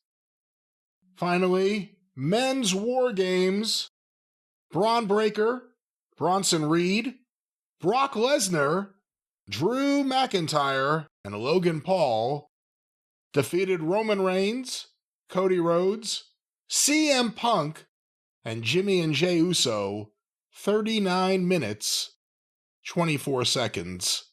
How many stars? Pretty much every major name in the wrestling industry all in one match in a stadium with 40-something thousand people in the main event. Again, with all the professionalism in the world as far as not injuring anyone, but it had its own issues, such as the goddamn Soul Train dance off in the middle and just Hollywoodness that they made out of the War Games. But if he gave the AEW ones with all of his friends in at 5, he's going to give this one, he'll give it 3, and then he'll add a half to not blow his credibility entirely, because he looks like a doofus. So what are you saying? I'm saying he'd take 2 off and add a half. So you're saying 3.5. 3.5 stars. Yes, that's what I'm saying. I think it's a miss also. He gave it 4.25 stars. Oh, honesty shines through. Well, he gave it extra for the name value, I guess. He couldn't deny it. But not as good as the fucking job guys filled War Games that the other guys did with Danny Garcia. See, that's the interesting thing. It's not even just the star rating for this specifically. It's comparing it to the match that happened a couple weeks ago in AEW. He said it for one of these matches here, the crowd was dead, and then they came up for certain spots. You could say that about the AEW War Games. He even says that this was the hottest thing on the show here. The fans were into it. I mean, how could you not be if you're a WWE fan? It's all the star power. But again, 4.25 versus run-of-the-mill AEW brawl garbage match. And that got 5 stars. So that's why people always say that there's some sort of double standard. And then he says, there is no double standard. And then he explains exactly why there's a double standard. There's a double standard. But those are the star ratings for Survivor Series War Games. Well, you know what it is, Brian, is that he's like Tony. He's able to block out all of the negative. That anything's negative, that somebody might tell me something's wrong with what I love. And so he can't hear it. He's not only blind, he's deaf to the negativity from the outside that he could use to learn from. But he plays a mean pinball. Hey, you can't stop him because he's a pinball wizard. He has to be the best. He's got such a supple wrist. I wonder what Tony and Dave's wrists are supple from doing, because they're just waggling in the breeze. But folks, the point is, if you don't want to block out everything, if you don't want to just be ignorant to what's going on around you in the world, if you want to accept new ideas and new technologies and new things like that, while still listening to things that you'd like to listen to, we've got the perfect solution, because the Raycon Essential Open Earbuds, boy, they're good, because you can play your music and you can still hear what's going on around you. Let's say, well, in some cases, now, if your wife is screaming at you, you can just really hold your hands over your ears still and just hear the music. But if she's screaming, help, help, I'm being robbed, well, still hold your hands over because you don't want to get involved. Well, again, I don't even know where to begin to correct you for this little example you just gave, but you're wrong on so many levels here. And well, no, see, I'm right about the earbuds, because the regular earbuds block out everything. You can't hear somebody yelling or a car honking, or you may just, bam, just get run over one day. You never see it coming. You know why they always say you never see it coming? Because you weren't paying any goddamn attention. If you'd have seen it coming, you could have got out of the way. Well, these Essential Open Earbuds let you pay attention, because the ear hook rotates, so they stay in around the ear canal, but are not submersive in the ear canal. They sit just outside it, so you get the clear sound, but you can hear what's happening. You can still wear them at the gym and on walks and stuff. But this, you cannot be mugged with these, because you'll hear the footsteps coming up behind you. But if you're just slow and just don't have good reflexes and they hit you over the back of the head anyway, they won't fall off your ears. Jim, because Raycon has 3 million customers, and they all say that every time somebody hits them over the back of the head, no, they don't know. Earbuds stay on. They've asked us not to make up stats, ladies and gentlemen, so we won't do that. But what we can say is that these earbuds are fine. These are comfortable. They look good. They're stylish. We love them here. And in fact, the kids are trying to get my new pair that we just got because they're so fine and so fly. They're so fine. Will you tell your kids to grow their own pair? Well, again, that may not be the best thing to say to the children, but for the children in your life or for the inner child within you, you need good sound. Forget about your hearing loss. Raycon. Well, as long as you've got inner children, it sounds like you ought to see a doctor to have them removed before they get too large. Jim, there's an open ear design, a multi-angular hook on that ear hook. So it's a secure, personalized fit for any angle that happens to be a part of your head. Let's say your head's filled with 90-degree right angles. You can just fucking fiddle with this thing. They're ultra lightweight, and they connect to multiple devices and switch seamlessly without hassle. So you can just go from the telephone to the phonograph to the 8-track cassette player and back and forth. 36 hours of battery life. Folks, they're here for the holiday season. The essential open earbuds, they're selling fast. Raycon audio products in general at buyraycon.com, BUYRAYCON.com, are up to 20% off these holidays, this holiday season, or these holidays, depending on how many you celebrate. Up to 20% off with the code JCEOPEN. Because when you write that in, it kind of open sesame. And then it opened, and then you can get right into the whole fucking website, the back end and everything, and just cause chaos. It opens right before you. buyraycon.com/JCEOpen. You'll get up to 20% off, but you may be able to hack the whole thing and take over the company. Why the hell are you saying JCE this? You're not going to be able to hack anything. Ladies and gentlemen, that wonderful website. What if that's their PIN number? What if that's their PIN number? JCE Open. And it just, boom, you can get in the whole goddamn deal. I don't think it is, but once again, for a great deal for the listeners, a great deal if you love good sounds. One more time, Jim, that website, which is indeed just a website you can have your transaction on. What is that link? buyraycon.com/JCEOpen, and the world is yours. Just remember us before you take over. Keep our discount that me and Brian get for us.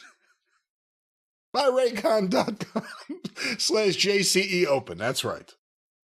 Well, all righty. Now we've established what Dave thinks of the WWE these days, but I understand, again, little birds have told me that he is trying to present a case that AEW has somehow closed the gap this year. That's the phrase that I heard. Closed the gap between themselves and the WWE. How is this?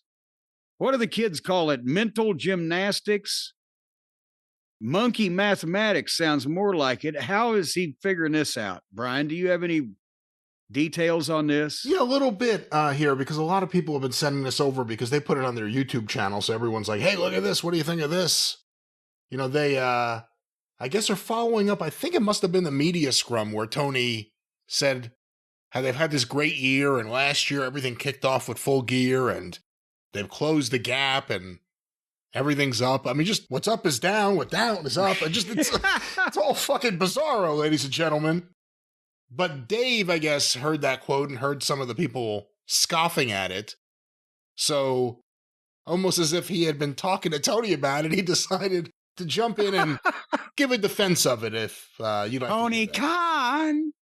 Now, this is also after Dave. You're a whore from Richmond. This is also after, we should point out, Dave put up, or his team put up a video about Dave going off on the grifters who need to get a new act because AEW is not doing as bad as everyone says. And they put up your picture with that, by the way. Well, do they all get together on buzzwords, though? Like, let's figure out another buzzword. Well, now they're grifting.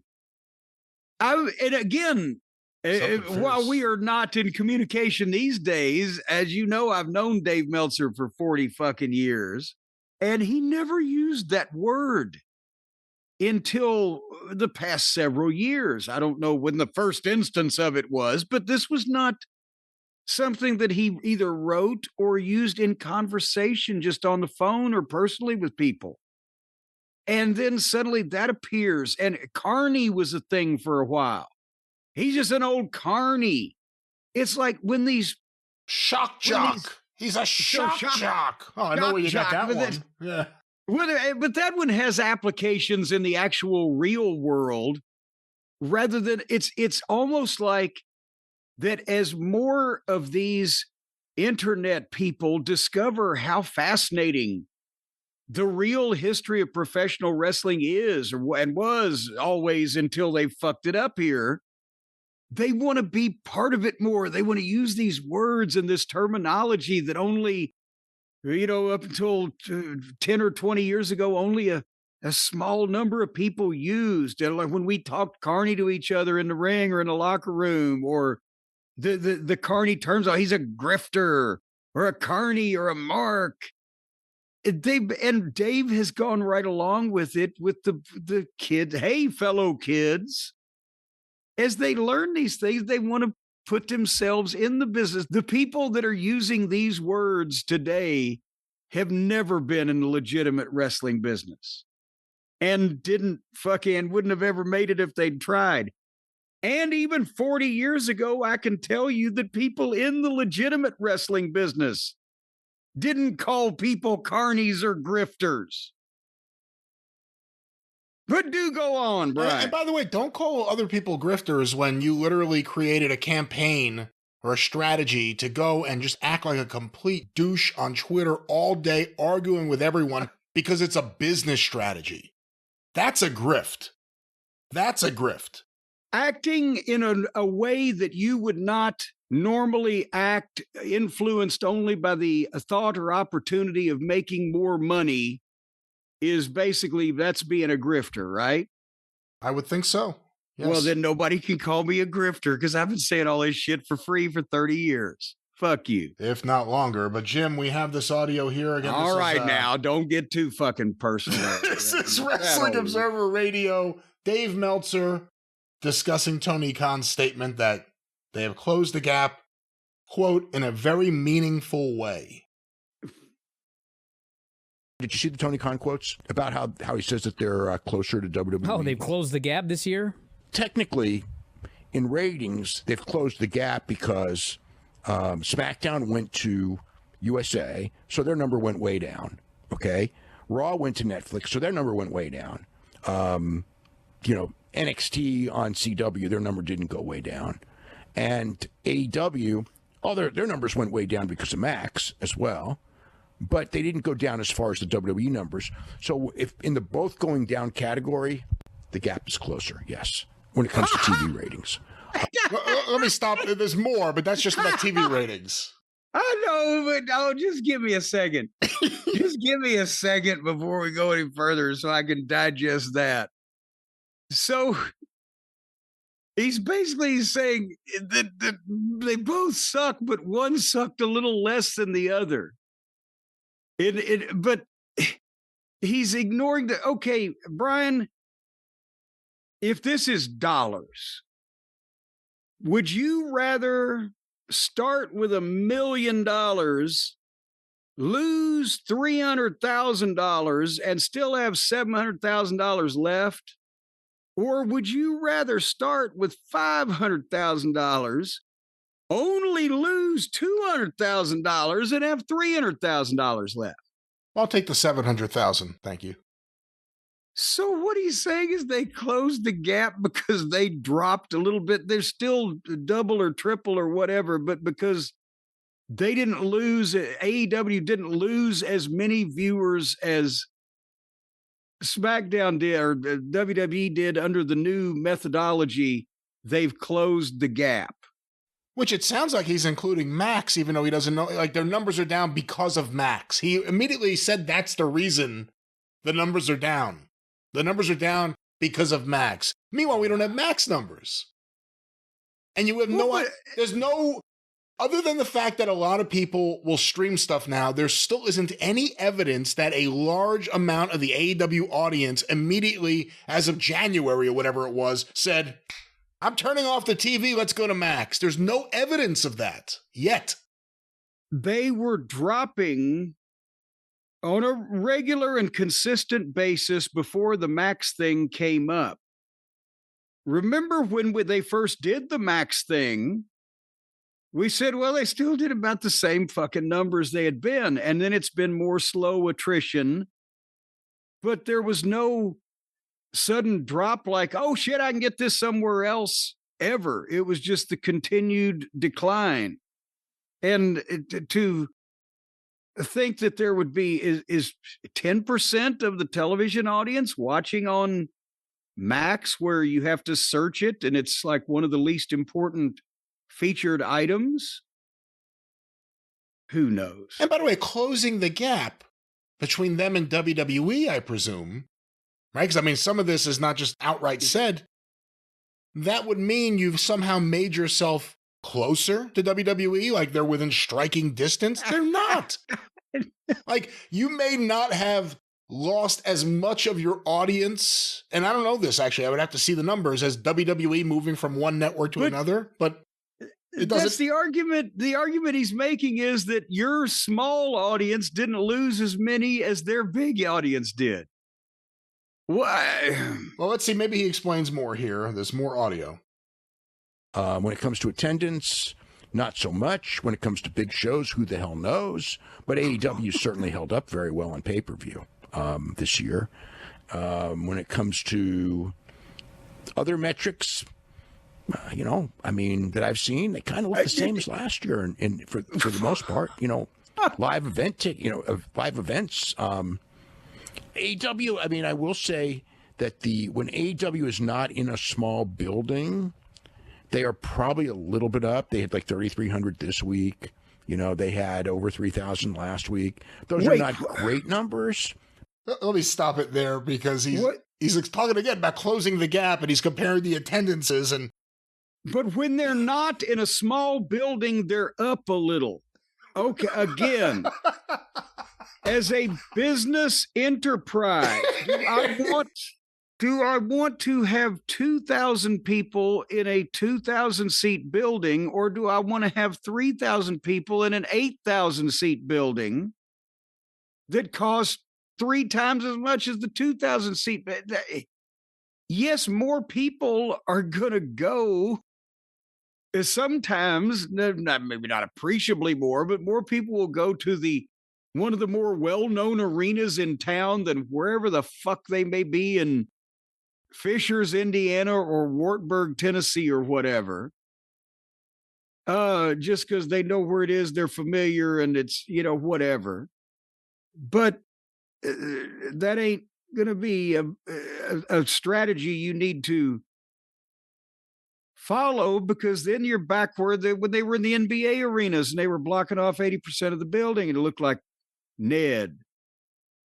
And that's drawing. That's not selling tickets. That's drawing people. Because AEW, we know they give away a ton of tickets for Dynamite. So just to say that too, but let's go back a little more about closing the gap. But they're better than when they were doing, 2000s, in similar buildings. So there's a little bit of an uptick. WWE is a little down, they were, they were always selling out, and now they're not selling out as often, but they're still like so far ahead, it's not even funny. Like they just drew 45,000 people. They just did 45,000 people on Saturday, so it's not like there's a big difference in popularity. There's a big gap. There's a big gap is the word you're looking for. Wide chasm. That's what he just, after he goes through this whole pitter patter about how they've closed the gap, he said, but still they're so far in, it's not even funny, and it's just a wide, hopeless cause. What the fuck is he doing? He can't even get that out. Is there some way? Do they have like any kind of linguistic dexterity test that all podcasters must agree to undergo to potentially be able to weed out the people who cannot fucking spit out a word if it had fucking lemon juice on it? No, there's some real dog shit podcasters out there. No, they don't have that. But This is interesting, too, because just hearing the way Dave jumped into this, you know, he brought it up from what we heard here in this clip that they put up on their fucking channel. It sounds like he's talked about this with Tony. Like, it almost sounds like either here's Tony's defense or here's our defense or our conversation about this. Because again, you're trying to justify this ridiculous comment. WWE's not as hot as it was. We've been saying that for a while. AEW hasn't gotten closer. That's closing the gap. They haven't done it. There have been times where they probably could have taken advantage of things, but look at the roster they have now. We'll talk about the uncertainty around their future media rights later on. But they haven't gotten any closer to WWE. They were closer to WWE in 2019 and 20 and 21, I think. Yeah. Than they are now. Appreciably closer at that point because there was still the uncertainty with Vince. Many of the fans had just given up on the evil empire and wanted desperately with bated breath and an alternate, and there was some excitement and some freshness around it. And again, the landscape changed. The big bad wolf, Vince, got run off.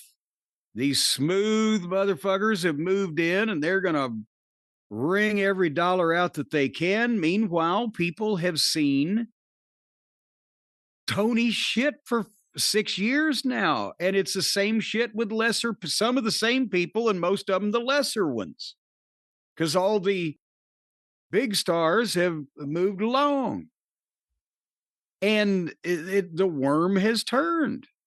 So that's why early on I said they ain't gonna fucking their opportunities, their chance at this is not going to last forever. And the more stupid shit they do with talent that's not ready for prime time at the start is going to hamper them. And now they've lost half their audience, and it's the hardcores. It's as I talked about, nothing. Some things never change. When you see the territories shrinking, it's all the people that want to sit on the floor. They're going to go no matter what. And how long can they watch the same people do the same shit? Tony's hit a wall. As we'll talk about with this TV show, the guys are just doing their own thing, apparently. Because how elsewise do you account for the girls break a bottle over somebody's head in the match before the fucking world title match angle guide? It's just, go ahead. And again, we don't know the pay-per-view numbers. We have to take Dave and Tony at their word on those. There's nothing that's public about what they really are. But has AEW closed the gap with WWE? Or has TNA closed the gap with AEW? We don't know what kind of numbers they're going to pull on AMC, but it'll, obviously be more than Axis, which we'll see if that even exists as a channel in the coming years. But they're going to certainly have a bigger audience there than they've had, so they're increasing. They may not be AEW level, but they're increasing from where they were. They're running bigger buildings. They may have a lot of comps, but they've gotten the biggest crowds in history. More attention on them in history, working relationship with WWE. Has AEW closed the gap, or has TNA closed the gap to them? I now that you put it that way, I agree that that's a perfect way to put it. TNA has closed the gap significantly on AEW. If you look at where they both were when they started, or give AEW the first year in 2020. Between then and now, my God, TNA has crept up about halfway on them, haven't they? And one last thing about all this. I know it's your show. I apologize for taking the lead. But, well, I have an article here.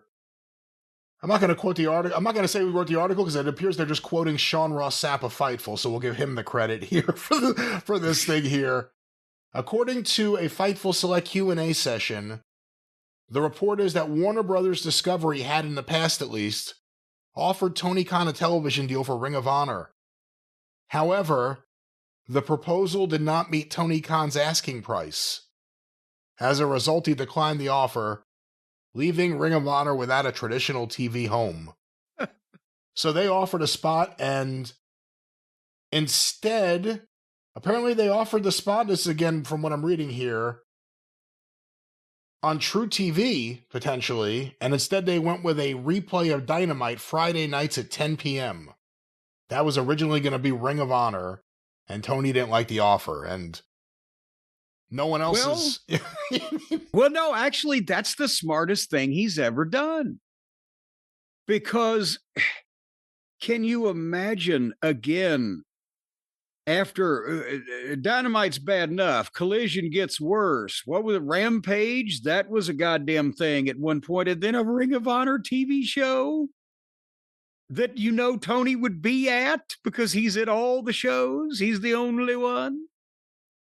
And more fucking inane, repetitive, indie fucking style wrestling.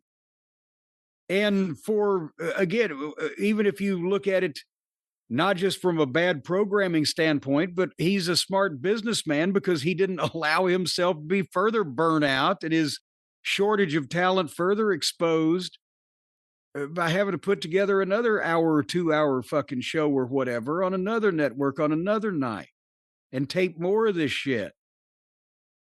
And that's why he didn't buy Ring of Honor as a business. He bought Ring of Honor because a bunch of the guys went to him and said, "Oh, it's a shame to see it die." And he's a billionaire, or his dad is, and he gave it a mercy fucking buy. And he wanted to own it. He wanted to own the catalog, and he wanted it. But that's what I'm saying. He collected memorabilia. He wanted to own it and say he had preserved it, and here it is on my shelf, and I'll keep it going for these young wrestlers, and I can book more. But it's not it's not in any appreciable way different from what AEW is, except the name on the belts. So what the fuck is the goddamn difference? Just don't have it, because it's useless and it serves no purpose. The announcement that Tony Khan purchased Ring of Honor was March 3rd, 2022, so it's been a while now. Wow. It's going to be 4 years in a few months. Oh, Brian, I'm telling you, with all these numbers, because Tony Khan's good on numbers and Uncle Dave's good on number, there's something about their personalities that makes them good with numbers. But I'm just wondering if with all of these chances and for instances and things like, what are the chances of this and the chances of that? Can we make some money with Prize Picks? Is what I'm trying to find out. Because they do bowl games, they do basketball, they do baseball, they do football, they do playoffs. Do they do goofy wrestling promoters making stupid decisions? Could we somehow make any picks around that? Well, again, for those out there who pay attention to, as you put it, ball sports, this is a great place to go. Prize Picks will tell you about the promo code and everything in a second, but I would think Tony would have a leg up as someone trying to win some money because of his analytics company. Well, he may be disqualified. They may be looking at him like one of those card counters in Las Vegas where, no. And if any computer brain could figure that out, it's Tony Khan. But folks, if you're just a regular brain, like just the average person, or even super brains like me and Brian Last, well, then you can play Prize Picks and you can have fun and you can make money, because there's one place where it feels good to be right. And that is right here at Prize Picks. And all you got to do is download the Prize Picks app. And now they've got, did you hear they got early payouts? If your lineup gets off to a hot start, you may have the option to cash out those winnings before the game even finishes. And then if you've held the other team's quarterback hostage, you can untie him and let him run out on the game and make a big comeback. No. Because you've already got your money. No, once again, ladies and gentlemen, this is for the passive sportsman, not for someone actively looking to get involved, as you said, and kidnap the quarterback. That's not allowed. That's not accepted. That's not. Now wait a minute. The code of honor of the culture. Has the NCAA adopted that rule yet? Because it used to be legal in the pros. Ladies and gentlemen, to kidnap the quarter, but nevertheless, Prize Picks. Leave folks, those men alone. How you play is up to you. If you want flexibility, you choose Flex Play, where you can get paid even if one of your picks misses. Now you're getting paid to be wrong. Well, getting paid for being wrong, well, that's right up my alley. And if you want the biggest payouts, folks, go for the Power Play. That's where they bring it to your house. They plug it in. It looks like a giant power sander. And boy, if you can ride this thing, you get the money. But I'll tell you what, just watch your taint. But nevertheless, if you want to ride large electric appliances, no, that's the other sponsor. Yeah. Prize Picks. But no, what? That's not any of our sponsors. Let's get back to this. Yes. Prize Picks is simple to play. Just pick more or less on at least 2 player stats. And if you get your picks right, you can cash in. You can pick the same player up to 3 times in the same lineup. Now, that sounds a little shady to me. Do all 3 of these guys have to have different Social Security numbers?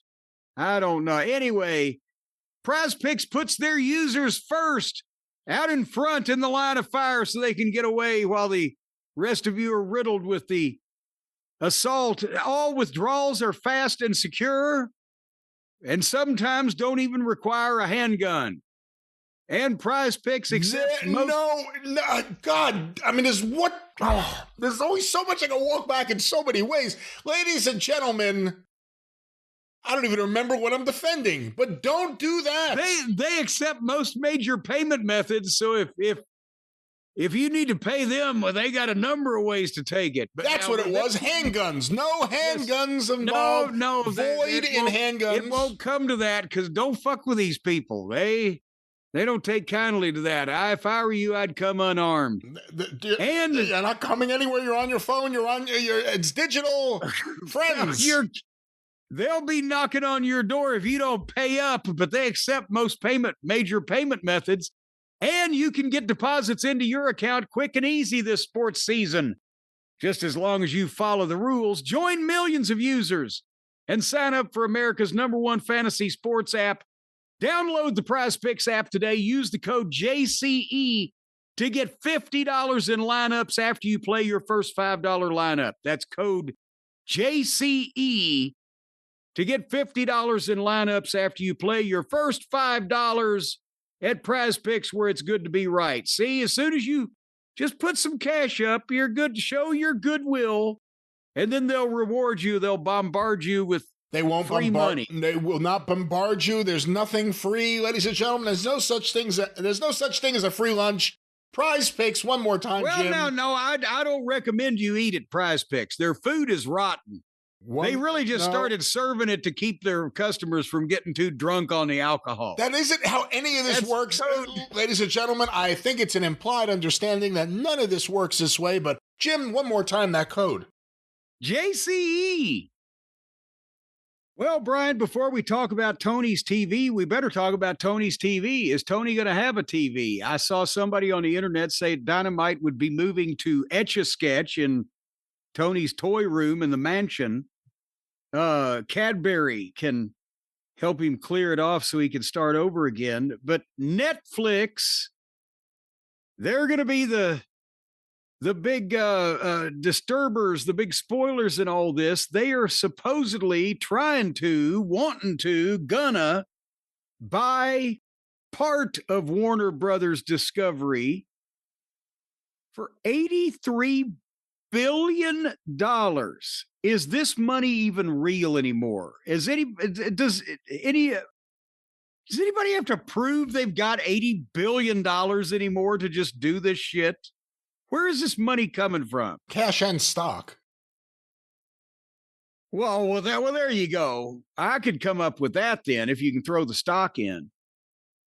But already Elizabeth Warren has come out and said this deal looks like an anti-monopoly nightmare. Netflix, Warner Brothers would create one massive media giant with control of close to half of the streaming market. Hollywood is pissed off. They've said this will potentially cost millions of jobs. The Republicans in California are not happy about it. What did they say? This Representative Daryl Issa. Oh, Daryl Issa. Issa? Yeah, Issa? I know who that is, yeah. Issa. Oh, yeah. Did you go to school with him? No, I've seen him on TV a lot. He loves publicity. Well, he says with more than 300 million global subscribers and a vast content library, Netflix currently wields unequaled market power. They apparently they stopped reporting subscriber figures this year, but they had more than 300 million worldwide. And even Hollywood is pissed off because this could, with Netflix trying to, from what I understand, possibly put movies closer to their theatrical release on their streaming service, they're trying to put the theaters out of business. And the movie studios don't like that. This is millions of jobs. Well, it's important to note, they want to sell this company. There's only so many entities that will actually want to buy it. And not to say that anyone is or isn't going after a monopoly. I don't know if that's the case necessarily here. But the only people who could possibly buy this or have been named as possible buyers are other people or other companies with major media interests. Yeah, in this business. Yeah, I mean, there's only so many people who are actually going to be interested in this for that money. Who have $80 billion sitting around. I'm interested. I'll give them $75,000, but I'm not interested for $83 billion. But the point is, this is talking about only the film studio and the HBO streaming service and et cetera, not the TV networks, which they would just let Warner Brothers Discovery keep, and they would branch off into a Discovery type of thing. And here's what I'm not seeing a lot of people barking at yet. And we'll talk about all this, but yes, Netflix is tied up with WWE. But also, even if Discovery is going to keep TBS, TNT, the television networks, are they going to be able to afford just the television networks alone, which apparently is not the most profitable part of this conglomeration? Are they going to be able to afford to pay $100 million to any goddamn wrestling company for anything? And would they want to? This is what, with new, and they'll potentially be sold. Because... Yeah, that's more likely, I think. That, if Paramount's not buying the whole package, they're going to buy the networks and get CNN so they can merge it with CBS News. And then if you've got the cable networks together that are sold to someone else, well, then they're going to start from scratch to begin with to some extent. But all new ownership of anything is going to take a look at existing deals. And this is not a secret. I'm not violating an NDA when I say this, because Tony Khan himself has told these facts later on after the fact. But when I talked to him 7 years ago, it was now, the year before they went on the air, the whole reason they got a wrestling show on TBS at first, was because he was at something to do with football, and Kevin Riley, right, was the guy that was in charge then. Yeah, and it was TNT at first, actually. Or I'm sorry, TNT, they were on it first, and then they went to TBS because they got the hockey or whatever. I said it backwards. But the point being, he said Kevin Riley was there, and he said, well, you had Vince, because they are talking wrestling. It's Tony Khan, right? He's going to bring up wrestling to the police and pull him over for a ticket. You had Vince's only competition on your networks 20 years ago, and he said the guy didn't know. Because they didn't pay attention to fucking wrestling. We all think of, because we're in the wrestling business, we all think of TBS and Turner Empire and wrestling as linked at the hip. But those people, it had been 20 years since they had wrestling on, and they were all new, and they didn't give a shit. They didn't go to work for TBS because they'd always been the wrestling company. So he got it and then got the renewal and the upgrade during that early honeymoon period when they were drawing 900,000 or 1 million people on the fucking Wednesday night. And they had this, as we talked about earlier in the show, the Vince had heat, WWE was stale, they were the new kids. And those people have already turned over. Kevin Riley's gone. Now they're breaking this company up. I'm not being an AEW hater when I say that every time you have a new administration in charge of a network and you're dealing with any appreciable amount of money, which they are here now, you got people looking at you. And is it worth it? And the new companies, whoever they may be, new owners rather, are going to come in and see they're doing 500,000 instead of 1 million. And their other show does this instead of that. And they'll think, well, why are they getting all this fucking money? Either that or maybe they just don't like wrestling. Or maybe they love wrestling and they'll give them 24 hours a day on Thursdays. Who knows? But if it's Netflix and they fold in the current streaming system, that takes away the Max argument. Because I can tell you that as linked as Netflix and WWE are and how they're one of the top 10 shows every week, I don't think WWE's going to necessarily even need to go in and say, we don't want any goddamn AEW. They're just going to go, wait a minute, we've got the biggest company in the world. Is one of our top 10 shows. Why would we be paying money that we don't particularly have to, whether we get out of this deal or whenever it runs out, for these other people? Right now, on TBS as a cable station, John Cena is one of the hosts of one of the game shows. Because the WWE has all the stars. Netflix wants the stars. They want the crossover. They want the blah, blah, blah. They're not just wanting to get in the goddamn Joe Pedicino wrestling block business. So I'm not saying that any of this is going to make AEW go away next month.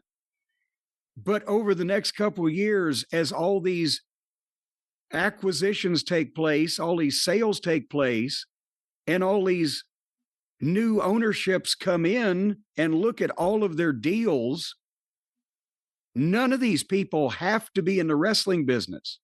But you would think if they are going to be, they would want to be affiliated with the number one company. And can you see Tony Khan going into meetings versus Nick Khan and his band of Hollywood agents? And here's Tony Hippity Hop Khan bouncing off the walls and taking fucking Adderall breaks or whatever. You see, that's a large part of it right there. The Tony Khan, Kevin Riley thing, it was all about a relationship. And that's what it still is. And Nick Khan and his team of agents are really Ari Emanuel's team of agents. And those relationships, they don't even have to try to kill AEW. Oh, you guys want wrestling? We have other wrestling we can give you. We have other shows we have other things we can develop. If you want to stay in wrestling, work with us. We're number one. It's not going to be very hard. Warner Brothers Discovery's sale is very scary for AEW. And if Tony denies it, he's lying. It's a scary time right now. If Netflix actually buys the channels beyond what's being reported right now, again, they have a big investment in Raw. You're going to have to wonder if they're swallowing Max into everything else. Again, we're going to have to see how this all plays. It's hard to even imagine in some cases, as I'm saying this, how it's going to work. Paramount? Again, we'll see. It's going to come down to how much money AEW... Paramount's still trying to buy this thing. $27 a share, and they wanted everything. Netflix said $28, and you can keep the fucking cable station. You know what no one's saying? No one's saying we really need to get Max because they have that strong wrestling product that's doing 500,000 people a week, because that ain't fucking what's happening. See, that's the other thing. The true strength of AEW right now is the streaming number. Probably more than the TV number for this argument, for who's going to purchase all these channels and what are they going to do with all the assets. And we don't know exactly what kind of asset AEW programming is. Who owns the belts? It's their IP on AEW belts. You know, the TNT and TBS championship. Who's getting what pay-per-view money? You know, there's a lot of things we don't know. This may be when everything comes out right now, because Tony's long-standing partner through different management is going away one way or the other. It's all about to change. And if this does go through, regardless of what the length of the contracts and the deals and whatever are, it can't change that if Netflix buys HBO Max away from the traditional Turner cable stations. HBO, I mean, and obviously the streaming platform, but they would actually own HBO, I think, from everything we've seen. But point is, how long, or do they have to reevaluate the deals for their carrying programs from an outside entity now on their streaming? So this is going to be a mess for quite some time.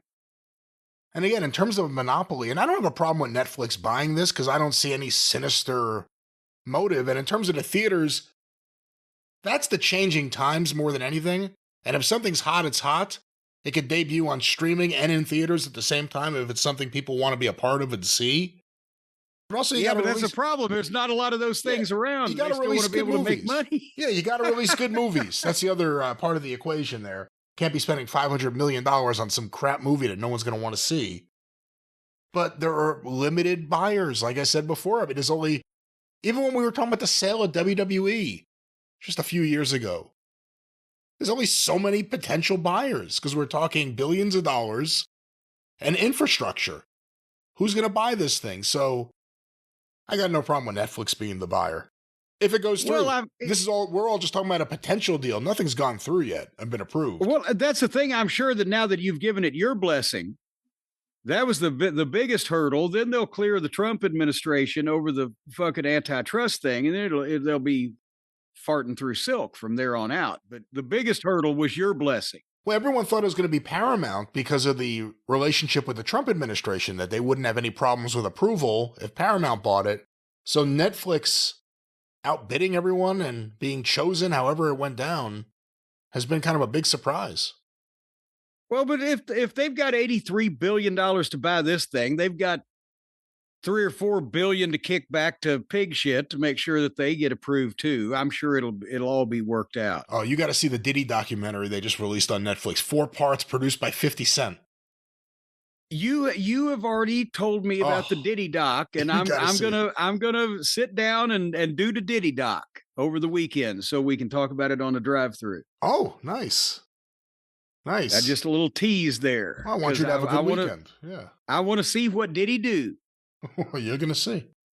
Well, Brian, I guess we ought to hop into it now. The effort from our friends at AEW this past Wednesday, and again, I got notes, but I don't have any blow-by-blow descriptions of a lot of these matches as this show again.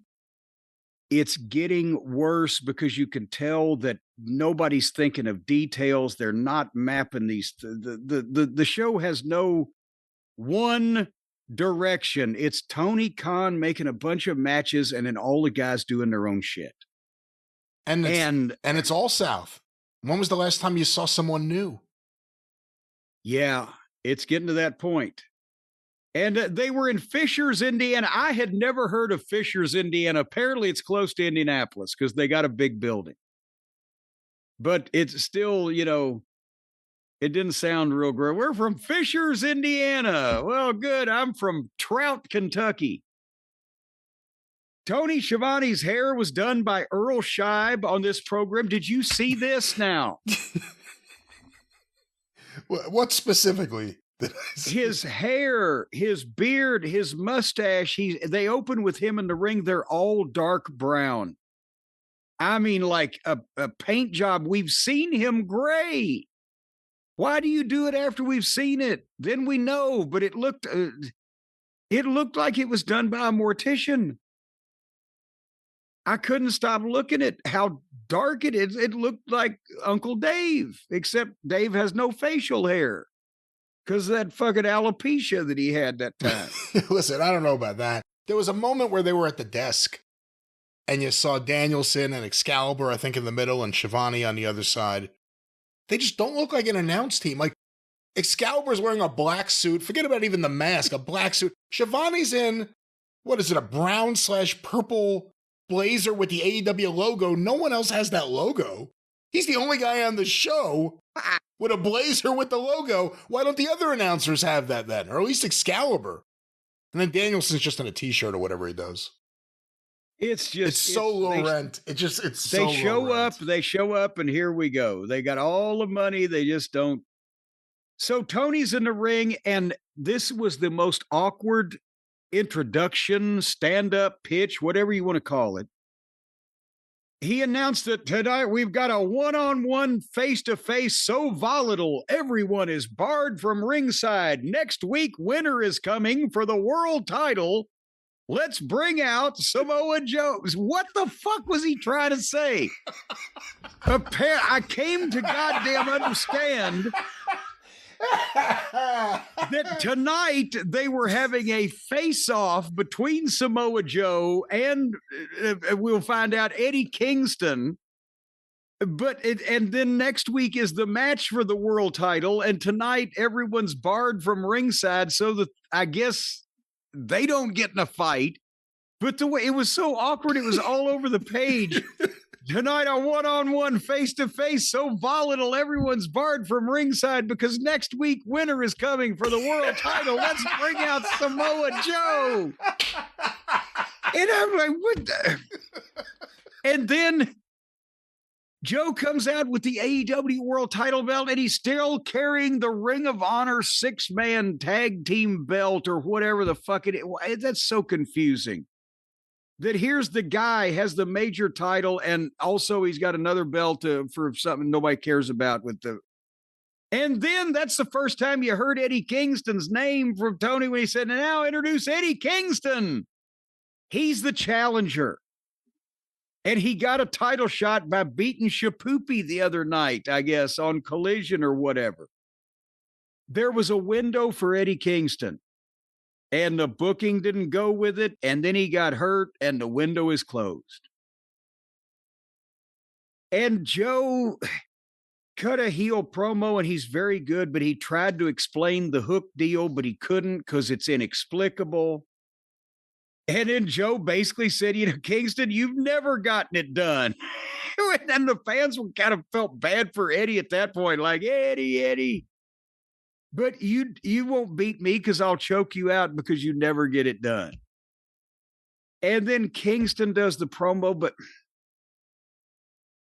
Eddie Kingston can talk, but he needs an issue to talk about that is understandable. He needs people to be familiar with him, and he's been a non-entity on this show as far as winning matches and cutting promos of any description for a long time. He needs to be produced with the direction of his material because they did the old thing. Kingston was going, Joe, I don't know who you are now because when you were the Ring of Honor champion, I want you to bring that version of Samoa Joe next week. If you don't, I'll eat you. So he's saying that the guy that's the world champion of the company used to be better when he was the world champion of a smaller company, minute in comparison years ago that nobody was watching. These guys don't realize, instead of speaking to the smart fans that they believe know every step of their career, and truthfully, that's the number they're down to, where many of them do, they should not only realize, but they should hope that the vast majority of the people watching this television show never saw Ring of Honor when Samoa Joe was the champion, or never saw any of these other incidents they're referring to, because those incidents were seen by such a small number of people in relation to what is a successful TV number today. So most of these people watching this now either don't know what the fuck they're talking about, or they've heard about it because they read it on the internet. But they're still living in indie world in the past when they had all their greatest triumphs, AKA their favorite matches. Am I overstating this, Brian? I don't think so. No. So that's, again, we went in another time where the babyface tells the heel, well, you better come to kick my ass next week. Then the Continental Classic, and that's what they were doing. We didn't even, go ahead, what were you going to say? I just want to say, I thought Samoa Joe was actually kind of awful here. Well, yeah, that's why he couldn't explain what you couldn't understand. It just didn't seem natural. That's the thing about Kingston. No matter what he says, he sounds natural. He could talk gibberish. He could talk in scat, and it would sound natural. He could talk in tongues. He sounds like he means it, yeah. Yeah. Samoa Joe didn't really sound like he meant it. And again, they're talking about Hook, I mean, that's the other thing we'll get to, I guess, later on, but interesting way to open the show. These two have had limited interaction. You would think they would save the face-to-face or the face-off for like something that kind of is a thing, but I guess they're trying to make this a thing for at least tonight. Winter is coming. And just as you said that, I had another ice avalanche on my roof. Winter is coming. It's already here. What else is here is the Continental Classic. So, and they did this on the Thanksgiving week show the night before Thanksgiving. You and I both had better things to fucking do.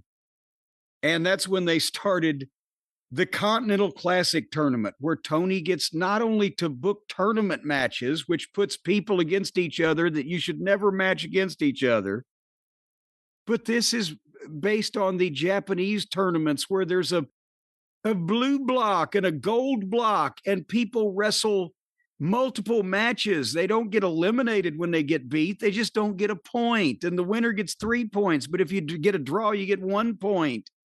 And you don't get any points if you get beat. And it's for people with minds for numbers for a meaningless belt where everybody wrestles everybody. And they all go too long. And that's what, again, Tony he's lost it. He's run out of ideas. He's doing the same shit. And even when he had better talent the past few years, this thing was always blah. And how can you even keep track of who's the champion of what? There's multiple champions wrestling for this title. But here we had Pac, Endo Boring. And that's another thing about this tournament. You end up random heel versus heel matches like this that do nothing for anybody. Because Pac looks tremendous. He's in great shape. He tries to emulate Dynamite Kid with his body language. He's great technically. He's got no personality, but with a good presentation and booking, you could make him a silent, moody badass. But Okada's just lazy, and all his shit looks so fake, and it's like needles under your fingernails to watch him. And they went 15 minutes. And then I swear to God, this is the finish. I'm not lying here. Pac gave Okada a superplex off the top rope. They called it a brain buster, but he tucked his head. And then after the superplex, Pac hit the ropes twice, got the speed up and gave him a big clothesline, and then went down to grab his submission hold on Okada, and Okada just sold all of that and rolled him over and pinned him 1, 2, 3. And the announcers are still trying to, I assume, at Tony Khan's instruction, put this lazy sack of shit over as the greatest wrestler in the history of tournaments. So the greatest tournament wrestler ever. And that's what they did there. Do you have any follow-up? You know, I enjoyed this. I enjoyed this more than most Okada matches just because I wanted to see how they were going to do this. And eventually they got there. And, yeah, Pac hasn't won a match in a while, has he? It didn't do anything for him. He just got beat again. And at the same time, if Okada's never going to put any effort in, it's not like he's going to get over beating anybody. And I mean, I don't think he can. He could maybe still have a good match in Japan where they don't take away points for the blank facial expression and the lack of logic and the goddamn just lack of charisma. They just want to see the match or whatever. But I think he's too broken down for that, isn't he? Yeah. Well, New Japan's about to have their last big heyday, so we'll see what happens in Japan. Well, now, heyday, you say that loud, Aubrey Ed will be there. She won't miss heyday. So Darby Allin is in the hospital after last week's tournament match with Kevin Knight. This is a shoot, apparently, and they put it on television, but somehow or another, last week, Darby landed on his head. Imagine that. And after the match with Kevin Knight, the middle card babyface, they took him to the hospital and they showed a picture of him, or they had him for observation. He hadn't been cleared or whatever. Even if this was real, why would you tell anybody? This is the problem with the tournament matches. You had a meaningless babyface match, and Darby Allin, the top gimmick babyface in the company, who was just recently challenging for the world title, has been hospitalized by a mid-card babyface guy. And Darby did the job in the match too, put Kevin Knight over. Why would you do any of this? If it happened that he had a match with Kevin Knight, and there's no way that Kevin Knight should have defeated Darby Allin at this point in time in both of their careers in this presentation on this show, and Darby did go to the hospital, you shouldn't say anything about it. Because why? Not only is everybody always going to the goddamn hospital around here, so it loses effectiveness anyway, but why would you tell people that, yeah, your top fucking babyface got hospitalized by Kevin Knight? Blame a heel. Idiots. But that's what they did. And then, what was that I photo? don't know, Brian, do you disagree or no? Well, what was that photo? It was like from high above in the hospital. It wasn't like, you know, next to him. Well, they didn't have a bed, so they put Darby in the children's ward, and the bed was real low. Fortunately, he fit. They sent a giant to take the photo, or did they have a drone? Like, what the hell was that photo they sent in? But I'm just... but do you see my point here? Why would you do any of that? When was the last Darby match you remember where he didn't do something where you said, man, he's going to be in the hospital? Like, he's going to be feeling that specific thing. It's every time. I can't remember one. It's every match. All righty, then we had another Continental Classic confrontation in this tournament. This was Kyle Felcher and Kevin Knight. And I've already said everything. Kyle, tremendous potential. Ain't going to learn anything here except bad habits. It's a shame. Could be Randy Orton. He's probably going to be more like Darby Allin. Kevin Knight has potential.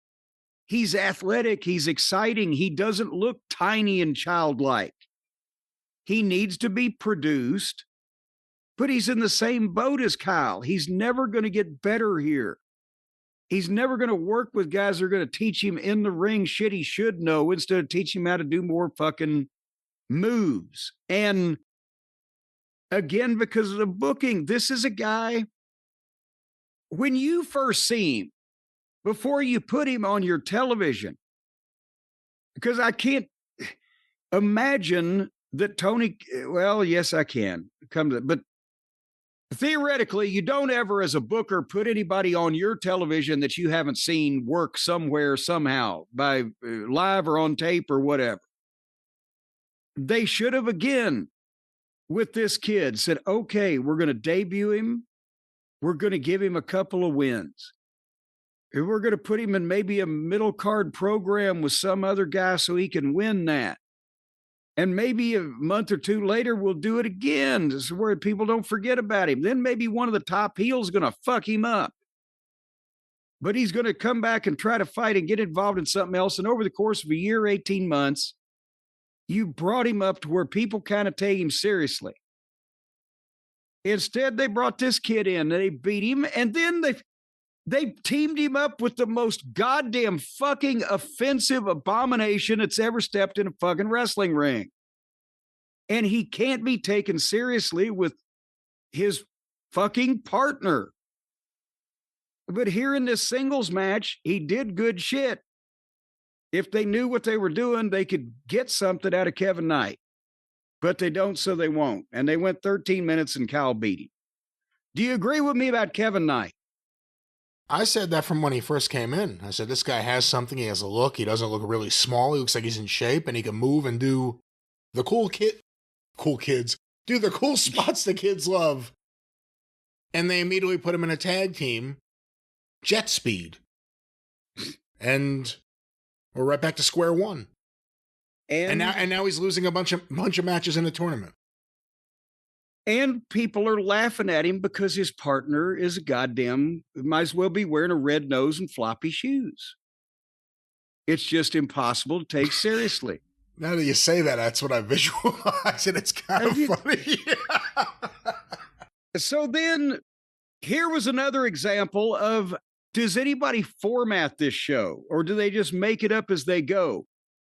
Kyle beats Kevin Knight, then Don Fallis gets in the ring and gives the microphone to Kyle, who's sitting on the ropes, kind of blowed up and had very little to say. And then Josh Alexander and Chia brought the duffel bags into the ring.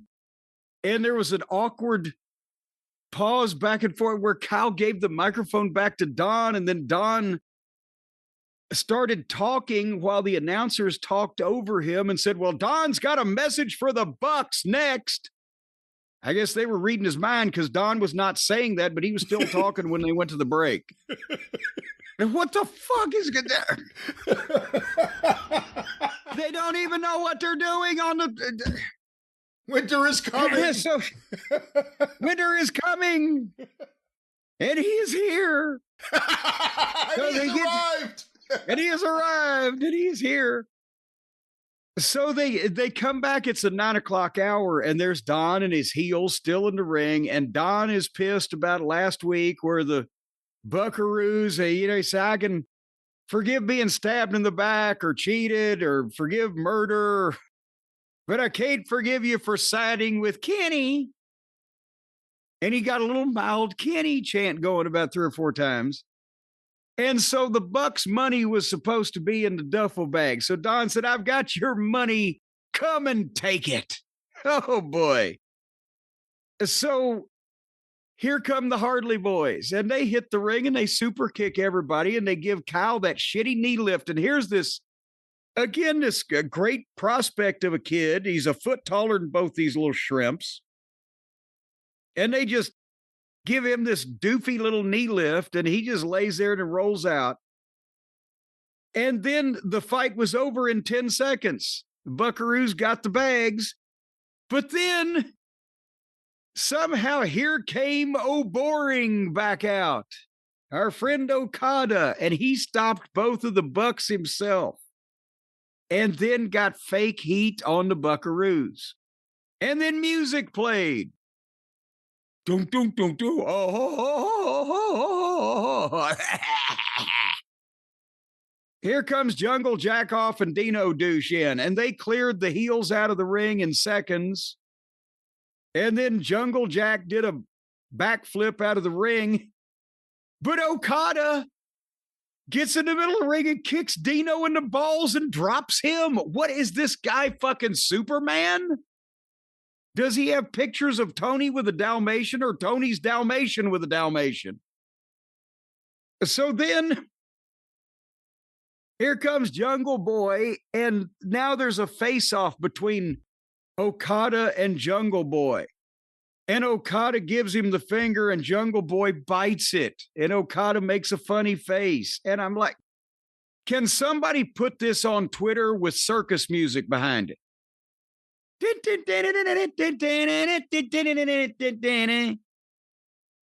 So then while he's biting the finger, here comes fat ass Davis and a guy in a mask and bodysuit, and they jump on Jungle Jack. And it was slow motion heel heat, and it went for a while. And Don made a comedy routine out of gouging one of the Buckaroo's eyes. And then they played more music, and here came Kenny. I swear to God, wearing a Kenny Omega Christmas sweater. And now by this point, I'm trying to think of kind of then. Counting the manager, there's like 7, 8 heels out there. Well, Kenny rolls in, and 3 of the heels run at him one at a time so he can beat him up. And the other ones apparently just stayed on the floor and said, fuck it. And then the heels rolled out, and both these groups were so mad at each other that they stood 20 feet apart and stared at each other for a while. To break, the end.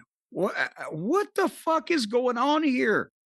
It's the same shit with the same people every goddamn week, and they're not even trying anymore. The shit looks fake. They're just wandering around. They've got no direction. I apologize, Brian. What did you think? Did you love it? I thought the Bucks were stupid when they left the money with Callis and ran in to save Kenny at the pay-per-view. And then I think Callis is stupid for bringing the money back. How would you bring the money back? It's just not clicking. Kenny Omega will get a pop. With those fans, Kenny Omega, it's not even that he's a big star. He's now like a legend because he's old and he's on the other side of his career. And he was like the first big star for a lot of these people. But the Buck stuff is death. The endless Callis family, just nonstop members. Jungle Boy trying to act tough. This whole thing isn't working. And it's all independent of like everything else happening. It's like the Bucks, for all the shit Cody got about the Codyverse, the Bucks verse is still in effect. It's the same cast. It's the same cast intermingling with this. Yeah. You know what somebody needs is a new line of work. Who? Any of these people. Oh. Anybody involved that we just talked about, instead of being in the wrestling profession, they need to find a new business, a new enterprise, a new way to make money, to support themselves, to contribute to society, to be productive members of this giant planet we've got here. They need to just get out of the wrestling business and partner up with Shopify, Brian. That's exactly what they need to do. Right there. Right there. Because they're already hearing bells in their heads. And some of them have rings on their fingers and bells on their toes, but none of them look like Sweet Gypsy Rose. Well, except maybe for fucking Julia Hart. Nevertheless, folks. What is happening? I don't know. It's close to the holidays. And if you need to make some extra money, no reason to go outside and immediately start walking up and down the street trying to sell your own flesh for extra cash at the holidays to support Uncle Willie and Aunt Fanny and all of your various drug habits. There's no reason to do that. You can now just go to Shopify and support all those bad habits and unsavory people by making money on the internet the way God intended it. Support yourself and your family, support your business and maybe your workers, but do things that are legal. Oh, so legal.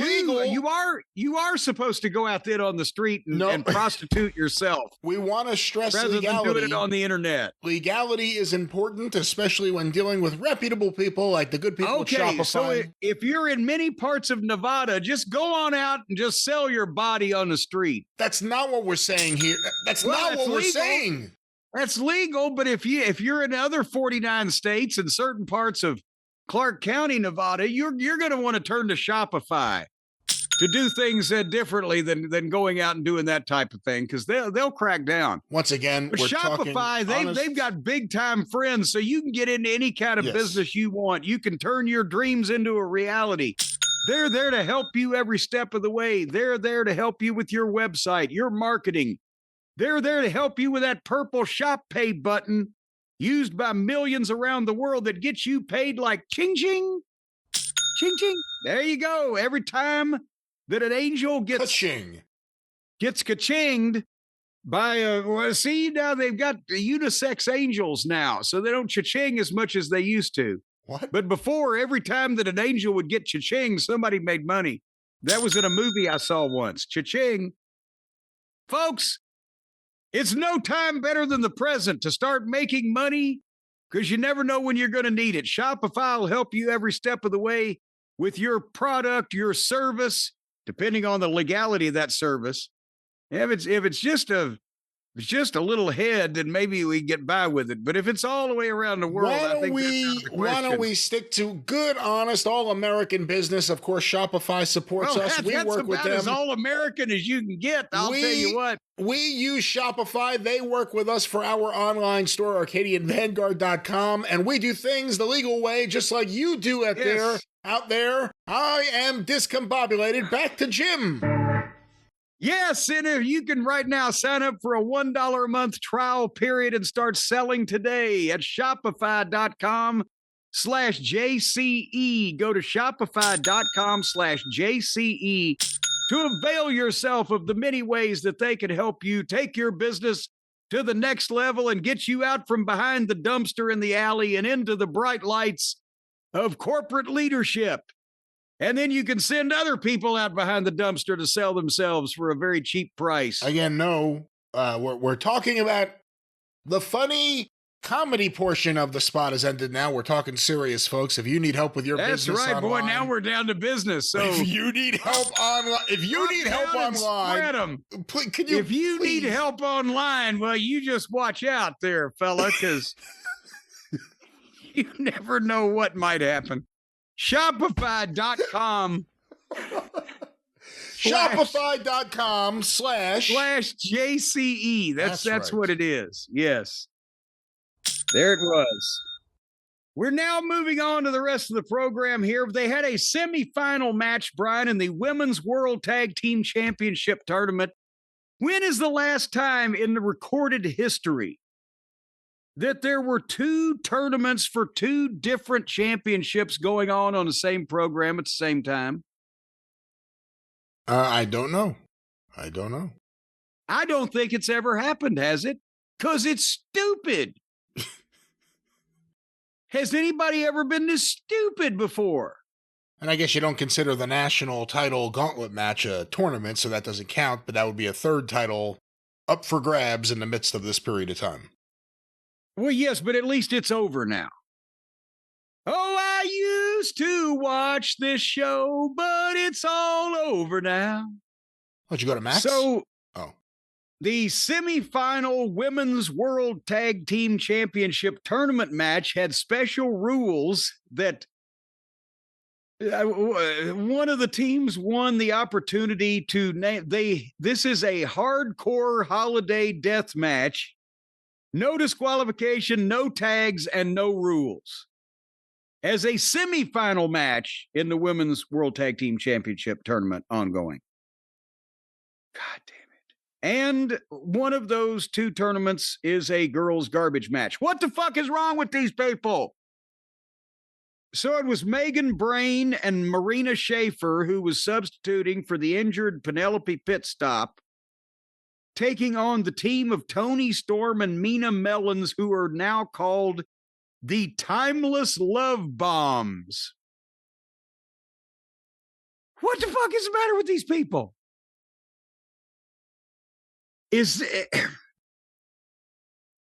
The Timeless Love Bombs. Oh, okay.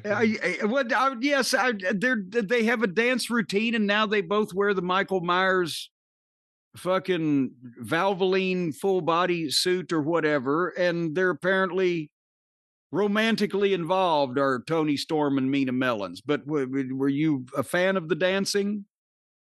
Just interesting. It just seems like this is all for them. You know what I mean? Like, of course it is. Whole little dance routine they worked on in the back, and of course the stipulation, which wasn't needed. They get to show their entertaining side, and the Timeless Love Bombs is what they would call them in Japan, which is where all these people wish they were. Because they're Japanese wrestling marks, and not even the good kind. The Antonio Inoki Giant Baba 70s, 80s kind, but the fucking goofy kind that they've got today, because their shit is as fucked up as our shit is over here today. So I was on Fast Forward, but I saw a 6-foot barbed wire candy cane. Marina Schaefer bladed from a bottle broken over her head. They had 2 tables. They were wrapping the tables and the chairs in Christmas gift wrap so they could unwrap them and then use them. A frying pan, kendo sticks. It's a goddamn Saturday Night Live sketch. It's like they are doing now what the people who used to hate wrestling would do to make fun of it. Make it look as silly and stupid and fake and phony as possible. And let everybody laugh at it. And there was a bunch of fake, sloppy, and or dangerous goddamn work. At one point, Brain tried to double suplex 2 girls, and both Tina and Mina, and dropped it. And I think it was Mina landed on her arm and was selling it, not in a working way. It's Tony, not Tina. Tina, whatever. Tina and Mina. But anyway, there was a bunch of shit. They can't work, and they don't know what they're doing with all these gimmicks, and they're trying to do shit like they've seen on the indie shows they've been on. And somebody's going to get hurt sooner or later. Badly. And then after about 10 minutes, Santa Claus comes out, but it's Luther who's got a present, a gift-wrapped box in his hand, and Schaefer, and the stunt doesn't even work. Schaefer is supposed to snatch the box off, and it's Luther holding his finger up to her, like Dick in a box, only Luther's middle finger, I'm sure, is larger. That's probably why they picked it, so they could see it on camera. But she didn't get the box at first try, and he had to help her, and then he gives her the finger. And then he gives Tina Storm the shoe, and Storm hit Schaefer with the shoe and small packaged her 1, 2, 3. And a lot of AEW has been embarrassing to wrestling over the years, but this ranks. This was putrid. And I'm thinking at this point, is Tony Khan, is his last word to the whole thing going to be making nobody want to see any wrestling? So if he's going down, he's going to take them all with him. Is it possible that he's trying to just say, fuck it, I'll just goddamn ruin everything for everybody? Because why would you do any of this? How can you call yourself a professional? Everybody involved should be ashamed. The people who weren't in the match that don't quit should be ashamed. I mean, it's just it's a joke, and it's not even funny. And I don't know what they think they're trying to fucking prove. Do you think you should read anything into Luther being there in terms of Chris Jericho's contract status? Are they blowing each other now? I mean, Jericho got him the job. He's Jericho's buddy from Canada. He wasn't actually active in the wrestling business doing anything on TV in America ever. Jericho got him a job with Tony Khan. It may be a nice politician, but Jericho can't get Luther a job with the WWE. He's not Merlin the fucking magician. What are they going to do with fucking Luther? No, I think Jericho will be showing up for his retirement ceremonies up there as soon as he can, but Luther will be working here for the rest of his life because, as the next match shows, they don't get rid of anybody. Tony Khan is still paying the Dork Order. Long John Silver and Fat Uno and the other fucking guy are still there. They've still got a job. Then they trotted him out to do a job for Hobbs and Shapoopy and Hook. So, six-way on the floor. They did some random shit to each other with no tags for a couple minutes. They went to a break. They came back. And I did need a chuckle by this point. Fat Uno tried to make a comeback. And they actually let this fat fuck beat up Hook and Shapoopy. And then Hobbs walked in with no tag, and the referee's staring. Let Uno hit him a couple times, leveled him, slammed him, and covered him. And the other two got on Hobbs with like fake girl punches, where it's kids playing in the bouncy house at McDonald's, and they're not even trying to. I mean, it looked like they were scared that if they potatoed Hobbs, he'd hurt them. And then the heels just stopped him and won. And then here came Hangnail, because he'd said earlier he still talks to the Dork Order. And he said as soon as the match was over, he was going to come in and get even. And so Hook bails out and runs off. And Paige is in there with a 12-foot logging chain and is trying to beat up Hobbs and Shapoopy with it. It looks fake. He hits them once and they get back up. You're shot, and he can't work with it. Hobbs and Shapoopy missed their cutoff spot where Paige was waiting, but Shapoopy wouldn't kick him from behind, so he ran in and hit Hobbs another 8 times and then backed up the same place. Then he kicked him. And then they got a little heat on him, and then Hobbs nailed Shapoopy by mistake, and Paige tried to break a bottle over Hobbs's head. Paige took the beer bottle out of his jacket pocket and goes to hit Hobbs with it, and it didn't break because the bottle was a foot over the top of Hobbs's head. Paige hit Hobbs in the head with his forearm, but the girls had just broken a bottle over the other girl's head in the previous goddamn match. What the fuck are they doing?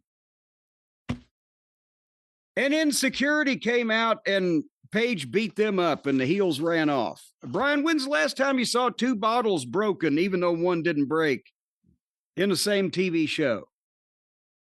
Maybe in the same match at the most, but in the 2 different angles on the same show? Well, in this company, I can believe they might break 2 bottles, but in normal fucking life. No, it doesn't happen. Ever in history, no. Did I miss anything in this little No. I mean, we heard that they were doing some sort of production meetings after they got grief for not doing production meetings. If they were, how would that happen? Where 2 different segments on the show have the exact same thing happen. It's happened before in AEW. It's not new. Well, yeah, no, that's what I'm saying. They do the same shit all the time. Either they're not having production meetings, or they don't know how to have a production meeting, or they just, after the production meeting, somebody gets the idea that they want to add something, just go ahead and do it and don't tell anybody about it. Any of those things can be possible.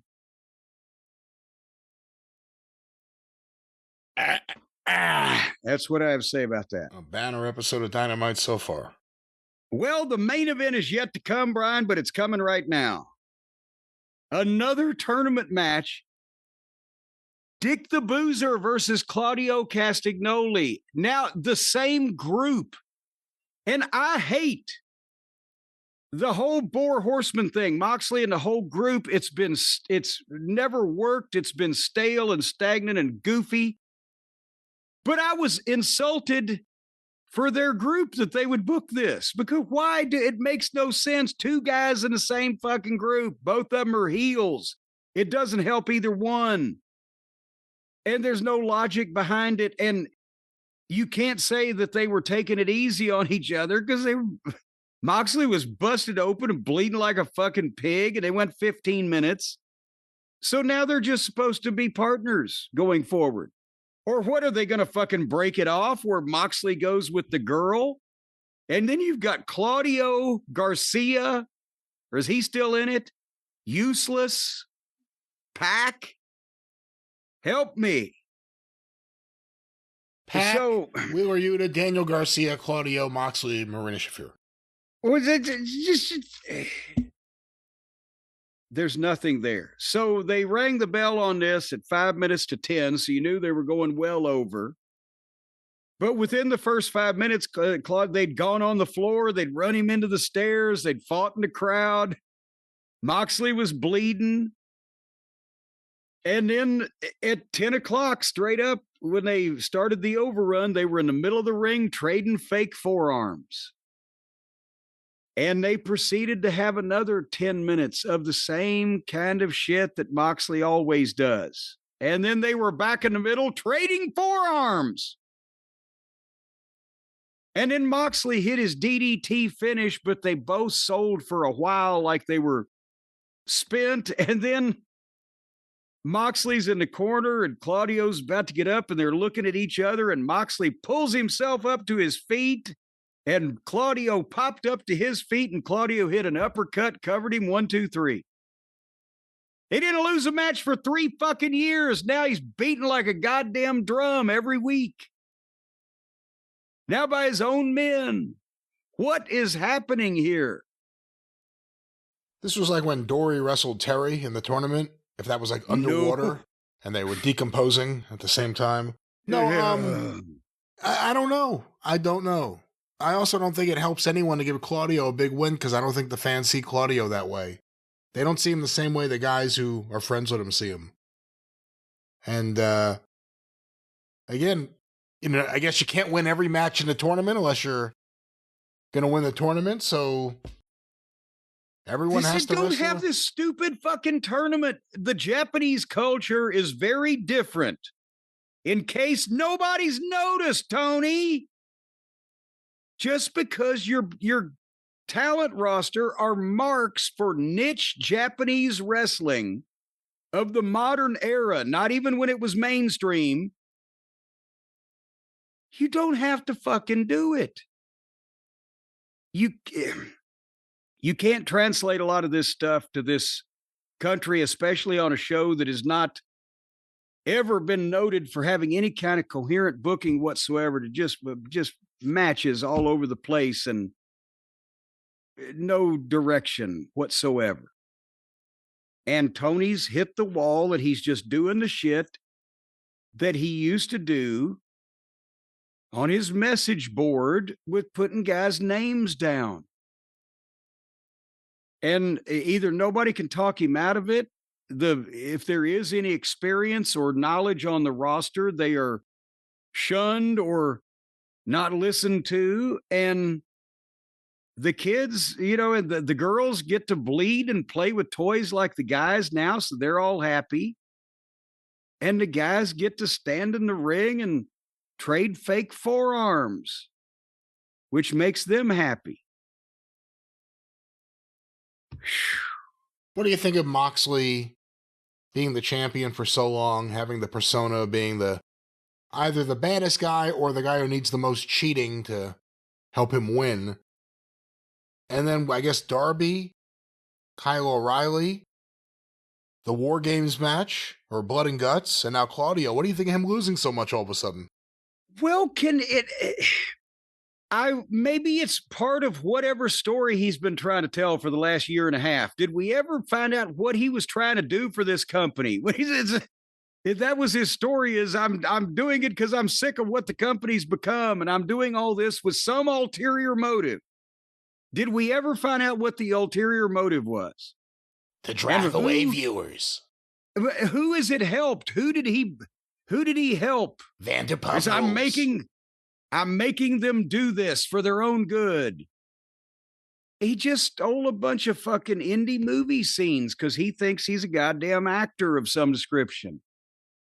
And it's never paid off. It's never been tied together. There's no resolution to anything. It just keeps going on, and then they just start a new idea. Now they should reveal that Shane McMahon was behind this whole thing. Remember when that was the rumor? That it was Shane McMahon behind the Moxley group? Yeah, there's another higher power. One of the powers was high, but it wasn't Shane McMahon. This is not your company anymore. Oh my God, he must mean Shane McMahon is coming in. What? Yes. When did he ever take over the company? Who, Moxley or Shane? Yeah. No, Moxley. He was the world champion, but they didn't take over the company. They just drove off the viewers by taking over the television show. I mean, the fucking Buckaroos have done more damage to Tony Khan than the Boer Horseman ever did. They at least got to drop him on his head so that, he could have fun with wearing a neck brace to the football meeting. Fun with a neck brace. That's right. Well, that was AEW Dynamite, the Continental Classic in full effect. And we have a few more weeks before the next pay-per-view. And then at least I understand we're getting a break. Because there's no pay-per-view from AEW scheduled for January or February at this point. So perhaps we can rejoice. Are you serious? Usually don't they do something in February? I'm just telling you what I've just seen advertised on the social medias. When's Australia Grand Slam? I guess that's a Dynamite. That's what it is, yeah. I don't fucking know. But also you and I may have an argument over their pay-per-view is December 27th. That's right in the middle of our Christmas break. And I don't know. We need to hear feedback from the viewers. Do you give a shit? No, they want to hear if we even watch that thing. They want to hear it. They want to hear what you're going to have to say about that thing. Oh, shit. I want to hear whatever that thing is going to be. Oh, everyone knows that thing's going to be a fucking train wreck. They want to hear what you're going to say about it. Don't give me that thing. Don't give me that. Give me that. Who's Samoa Joe wrestling at the pay-per-view? Who the fuck knows? Right, because Eddie Kingston's winter is coming next week. Kingston might be the champion after next week. So they can't advertise a goddamn main event of a pay-per-view in 20 days. Well, that was Dynamite. It sure was. Do you have any closing comments, Brian, before we wish the fine folks adieu? That was Dynamite. Listen to the wrestling news wherever you find your favorite podcasts. And of course, that's a good idea. TheWrestlingNews.com. And one other thing I do want to say, Jim, and we see this every time of year, but we've been inundated with it so far, and it's early in the season. Thank you to everyone who sends over the screenshots of just how much they listen to the podcast or consume the YouTube clips. You see some people, it's like, you are in the 0.01 percentile of Cornette listeners. Like, wow. But you know what? They've changed the way that they configure those screens, because it used to have like the particular 1,000 minutes or whatever, and now it's got a percentage. And I used to like to see who had the most 1,000 minutes. I think it depends on what you use. Spotify may have one thing versus YouTube versus anything else. But thank you to everyone who... we appreciate everybody. Yeah, it's really nice to see. Thank you. And I'd like to be in the 0.2% of something at some point. Although, actually, I'm thinking we have got to be, just with the amount that we got to be in the 0.2% of watching this TV wrestling with the shows we watch every week. Nobody can possibly watch more than we do, can they? I guess they do, and they like it. Campbell, California. Sickening. Oh, boy. All right. There's a good place to leave, folks. Until next week on The Drive-Thru and The Experience, thank you, fuck you, and adieu, everybody.